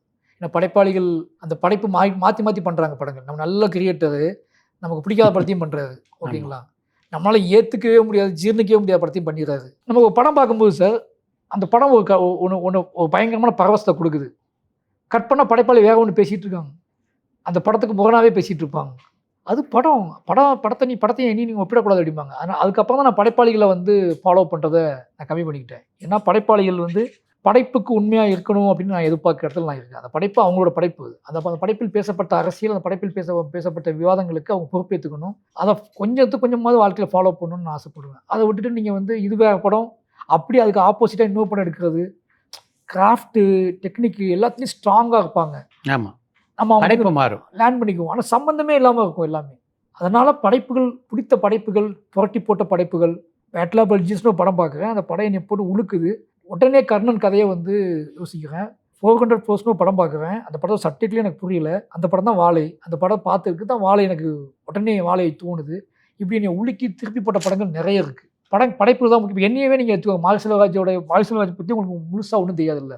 நாங்கள் காட்டின படங்களின் வழியாக, நான் கொடுத்த பேட்டிகளின் வழியாக அறியப்பட்டது தான் அந்த உலகம். ஆமாம், என்னோட தனிமை என்ன எப்படி இருக்கும், என்னோட வேறு மற்ற விஷயங்கள் எதுவுமே தெரியாதுல்ல. அப்போ நீங்கள் என்னை ஏற்றுக்கொள்வது அப்படிங்கிறத விட என்னோடய படைப்பை நீங்கள் முழுசாக உள்வாங்கிட்டீங்கனாலே போதுமானது. என்னையை கொண்டாடணும்னு அவசியம்லாம் கிடையாது. உங்களை பொறுத்த வரைக்கும் அது மாதிரி படங்களை எக்காலத்திலையும் பண்ணக்கூடாது அப்படின்னு உறுதியாக இருக்கீங்களா? நிச்சயமாக. அதாவது எனக்கு, என்னோட அரசியலுக்கு, என்னோட நினைப்புக்கு, என்னோட வாழ்க்கைக்கு முரணான எவ்வளோ நடந்தாலும், என்ன நடந்தாலும் அப்படி ஒரு படத்தை எடுத்துக்கக்கூடாது அப்படிங்கிற ஒரு விஷயம். ஏன்னா நான் இவ்வளோ ஃபைட் பண்ணிட்டேன், இதுக்கு மேலே நான் என்ன பண்ண போகிறேன்? இவ்வளோ ஆடியன்ஸ்ட்டு என்னோடய பார்வை, என்னோட அரசியல், என்னோட சினிமா, என்னோட அழகியல் எல்லாத்தையுமே கொண்டு சேர்த்துட்டேன். இதுக்கப்புறம் எனக்கு என்ன நடந்த போகுது? அதிகபட்சம் நான் வந்து வயசாகி உடல் நலிந்து என்னையால் நினச்ச மாதிரி எடுக்க முடியாமல் போகலாம் படம். அல்லது எங்கேயாவது ஒரு திரைக்கதையில் தப்பு நடந்து ஒரு படம் ஓடாமல் போகலாம். அவ்வளோதான் நடக்க போகுது. திருப்பி ஆனால் அந்த கதையோட நியாயம் கெட்டு போகாதில்ல. படத்தோட வேகமும் சுவாரஸ்யமும் இல்லாமல் போயிடலாம் சில நேரத்தில். இந்த படம் ரொம்ப ஸ்லோவாக போகுதுப்பா, இது பார்க்க முடியாதுப்பா அப்படின்னு யாராவது விமர்சனம் பண்ணலாம். அந்த படம் தோல்வி படமாக கூட இருக்கலாம். ஆனால் நிச்சயமாக நேர்மையற்ற படம், சமூகத்தை சீர்குலைக்கிற படம் ஒருத்தர் சொல்லக்கூடாது. அது தெளிவாக. உங்களுடைய எல்லா படத்தையும் ஒரு குறியீடு. இப்போ பரியன் பெருமாள் எடுத்துக்கிட்டிங்கன்னா ஒரு நாய், இப்போ பைசன் படத்தை எடுத்துக்கிட்டிங்கன்னா காளை மாடு இருக்குது. அது என் வாழ்க்கைக்குள்ளே முழுக்க மிருகங்களோட தான் சார் வாழ்ந்துருக்கேன். எனக்கு அது ரொம்ப சிம்பிள். ரொம்ப 24 மணி நேரம் அந்த நினப்பு தான் அதிகமாக இருக்கும். நான் ஏன்னா ஆடு, மாடு, கோழி, நாய், இதுன்னு எங்கே போனாலும் என் விஷுவல், என் தெரு வீடுன்னு யோசிச்சாலே எனக்கு அதுதான் வரும். அதுவும் கூட அதிகமாக புழங்கியிருக்கேன். அப்போது மனித உணர்வுகள், நான் நிறைய நாள் வீட்டில் ஏதாவது அடிச்சிட்டாங்க திட்டாங்கன்னா ஆடு மாடுகள் தான் போய் பேசிக்கிட்டு இருப்பேன். அந்த ட்ராவல் ஒன்று இருந்துகிட்டே இருக்கும் எனக்கு. அந்த கண்ணு அந்த அப்போ அந்த அந்த டயத்தில் அந்த ஆடு மாடுகளை என்னை பார்த்த பார்வைலாம் இருக்குல்ல, அதெல்லாம் மறக்கவே மறக்காது எனக்கு. ஞாபகம் வந்துகிட்டே இருக்கும். அப்போ இன்னொரு முக்கியமான விஷயம், எனக்கு வயலன்ஸை கொண்டாட முடியல. வயலன்ஸை வந்து எப்படி வேற ஒன்றா மாற்றி காட்டுறது, அதுக்கு ஒரு மெட்டஃபர் எப்படி கண்டுபிடிக்கிறது, வயலன்ஸு இந்த மாதிரி விஷயங்கள் அப்படின்னா அதுக்கு வந்து மனிதர்களை கொல்வதாக எனக்கு அதிகமாக காட்டுறதுல எனக்கு உடன்பாடு இல்லை கொஞ்சம். ஆனால் வழி இல்லாமல் காட்ட வேண்டியிருக்கு, பைசன்லேயுமே காட்டப்பட்டிருக்கு. ஆனால் முடிஞ்ச அளவுக்கு அதை தவிர்க்கிறதுக்கு சில மெட்டஃபர்ஸ் கண்டுபிடிக்க ட்ரை பண்ணுறேன். சினிமாவோட மொழியை மாற்றிக்க ட்ரை பண்ணுறேன். அதுக்கு மிருகங்கள் பெரிய உதவியாக இருக்குது. ஏன்னா அது மனிதர்களோட சேர்ந்து வாழ்ந்துக்கிட்டே இருக்குது, மனிதர்களோட சம்மந்தப்பட்டிருக்கு, மனிதர்களோட எமோஷ்னலோட, மனிதர்களோட வாழ்வியலோட பயங்கர நெருக்கமாக இருக்குது. அதை வச்சு ஒரு மெட்டஃபர் க்ரியேட் பண்ணுறது ரொம்ப ஈஸியாக இருக்குது. அதனால் தொடர்ந்து நான் அதை ஃபாலோ பண்ணுறேன். ஒரு கதை எழுதி முடிப்பதற்கு எவ்வளோ காலம் எடுத்துக்குவீங்க சாதாரணமாக? நான் மனசளவில் முழு கதையை ஓட்டி பார்க்கறதுக்கு ஒரு 1 மந்த்தில் முடிச்சுக்குவேன் மனசுக்குள்ள. எழுதுறது அப்படின்னு முடிவு பண்ணிட்டேன் அப்படின்னா எங்கேயாவது போயிட்டு அவ்வளோதான், ஒரு மாதம் தான் ஃபஸ்ட். ஆனால் அந்த ப்ராசஸ்க்கும் கேப் இருக்கும். ரொம்ப அந்த 1 மாதம் அப்படிங்கிறது வந்து அந்த டைம் கரெக்டாக கிடைக்கும் எனக்கு. ஆனால் கதை விவாதம்லாம் இருக்காது? விவாதம் கிடையாது சார். நான் இது யாருக்கிட்டையும் கதை விவாதிச்சதே கிடையாது. எனக்கு அந்த டீம்லேயே கிடையாது. நான் எழுதி முடிச்சு என் அசிஸ்டண்ட்டை கொடுப்பேன், வாசிச்சதுக்கப்புறம் விவாதிப்பேன். அவங்க வாசிச்சதுக்கப்புறம் அவங்களுக்கு, ஏன்னா என் வேர்ல்டு அவங்களுக்கு புரியாது. கதை ஆரம்பிக்கும் போதே அவங்களுக்கு சொன்னால் அவனுக்கு எங்கேருந்து அதுக்குள்ளே டிஸ்கஸ் பண்ணே தெரியாது. இப்போ நான் எழுதி கொடுத்ததுக்கப்புறம் அவன் வாசிச்சிட்டான்னு வச்சுக்கோங்களேன், அதுக்குள்ளே தான் அவன் லாஜிக் கேள்விகள், அவன் கேள்விகளை கேட்க ஆரம்பிச்சுக்கும். அந்த கேள்விகளுக்கு பதில் சொல்ல, அந்த கேள்விகள் தான் பதில் சொல்லும்போது தான் அப்போ அவனும் நானும் உரையாட முடியும். அதனால் வந்து விவாதங்கள்லாம் கிடையாது. ப்ராசஸ் நடந்துக்கிட்டே இருக்கும் எனக்கு. எங்கே போனாலும் ப்ராசஸ். இப்போ நான் வந்து ஒரு படம் பண்ணிட்டு இருக்கும்போது இன்னொரு ப்ராசஸ் அது ஆண்டு வேலை போயிட்டு தான் இருக்கும் மைண்டுக்குள்ளே. அப்போ எங்கேயாவது கேப் கிடைக்கும் போது உட்காந்து எழுத ஆரம்பிச்சிடுவேன். அதுக்கு இத்தனை நாள் கணக்கெல்லாம் கிடையாது சார். சில படங்கள் வந்து நான் 10 நாள் எழுதி முடிச்சுருக்கேன். இப்போ வாழையெல்லாம் வந்து இந்த கேப்பில் உடனே போகணும் முடிவு பண்ணோம்ல, கதையை வச்சுட்டோம், ஸ்கிரிப்ட் லாக் பண்ணல. இப்போ மாமன்னன் முடித்த உடனே டக்குன்னு உட்காந்து வாழை ஸ்கிரிப்ட் எழுதி முடிச்சுட்டு நான் போய் ஷூட் பண்ணிட்டு வந்துட்டேன் போய். அதனால் அது டக்குன்னு நடக்கும். இப்போ நெக்ஸ்ட் பண்ண பார்க்குறேன்னு தனுஷா படத்துக்கு ஒரு பெரிய ப்ராசஸ் போயிட்டே இருக்கு. ஜப்பான்லையா படமாக்குறீங்க அதை? இல்லை சார், இல்லை சார். ஜப்பான் ஒரு செய்தி வந்தது. இல்லை அது நான் ஃபேமிலியாக குடும்பத்தோடு போயிருந்தேன். ஆனால் அது வெளிநாடுகளில் தான் படம் பிடிப்பு பிளான் பண்ணிகிட்டு இருக்கோம். ஒர்க் நடந்துட்டு. ஆனால் ஜப்பானில் பண்ணல. அந்த படம் முடிந்தா இன்பநதி படமா? இல்லை சார், அந்த ப்ராசஸ்லாம் இன்னும் ஸ்டார்ட் பண்ணல. நான் இப்போ பண்ணிட்டு இருக்க படங்கள் வரிசையில் ரெட் ஜெயினுக்கு எனக்கு ஒரு கமிட்மெண்ட் இருக்குது. இன்னும் இன்பா வந்து அவங்க படம் இன்னும் அந்த கமிட்மெண்ட், அந்த பரபரப்பாக தான் செய்தியாக இல்லை, அந்த பேச்சுவார்த்தைலாம் இன்னும் பெருசாலாம் நடக்கலை. அவர் படிச்சுட்டு இருக்காப்புல. எனக்கு ரெட் ஜெயினோட ஒரு கமிட்மெண்ட் இருக்குது. நான் அதெல்லாம் முடிச்சுட்டு தான் அங்கே போகணும். ரஜினிகாந்த் கதை சொன்னீங்களா நீங்கள் சந்தித்த போது? இல்லை, நிறைய பேசியிருக்கோம் சார். நான் இன்னும் கரெக்டான ஒரு கதையாக நான் லாக் பண்ணல. அவர் ரொம்ப நம்பி என்னை கூப்பிட்டுருக்காரு. நிறைய ட்ரிப் மீட் பண்ணியிருக்கோம். நிறைய ட்ரிப் என்னை அடிக்கடி சந்திச்சிருக்காரு. 2 பேரும் பேசியிருக்கோம். இவருடைய எல்லா படத்தையும் பாராட்டியிருக்காரு கூப்பிட்டு. என் மேலே ஒரு பெரிய பிரியம் இருக்குது, அவருக்கு நம்பிக்கை இருக்குது. பட் ஆனால் நான் இன்னும் நானே அவர்கிட்ட வந்து கரெக்டாக வந்து ஒரு கதை இதுதான் உங்களுக்கு பண்ண போகிறேன் அப்படின்னு சொல்லலை. நான் வேறு வேலையில் போயிட்டே இருந்தேன். தெரில, ஒரு வேளை அவர் கூப்பிட்டா நான், ஏன்னா என் மேலே பெரிய நம்பிக்கை இருக்குது அவருக்கு, அது எனக்கு தெரியும். என் கூட என் மேலே பெரிய மரியாதை இருக்குது, அது எனக்கு தெரியும். எனக்கு அவர் பெரிய கனவு தான், ஓகேங்களா. அது சரியாக அமைஞ்சுன்னா நான் ஒர்க் பண்ணணும். ஏன்னா நான் இப்போ வேகமாக எடுத்துகிட்டு ஒர்க் பண்ணிகிட்டு இருக்கேன்ல, அதுக்கு ஒரு பெரிய ஒரு ப்ராசஸ் நடக்கணும். ரொம்ப நன்றி. ரொம்ப நன்றி சார். உங்கள் அனுபவத்தெல்லாம் நம்ம ரசிகர்களோட பகிர்ந்து கொண்டதுக்கு ரொம்ப நன்றி சார். தேங்க்யூ.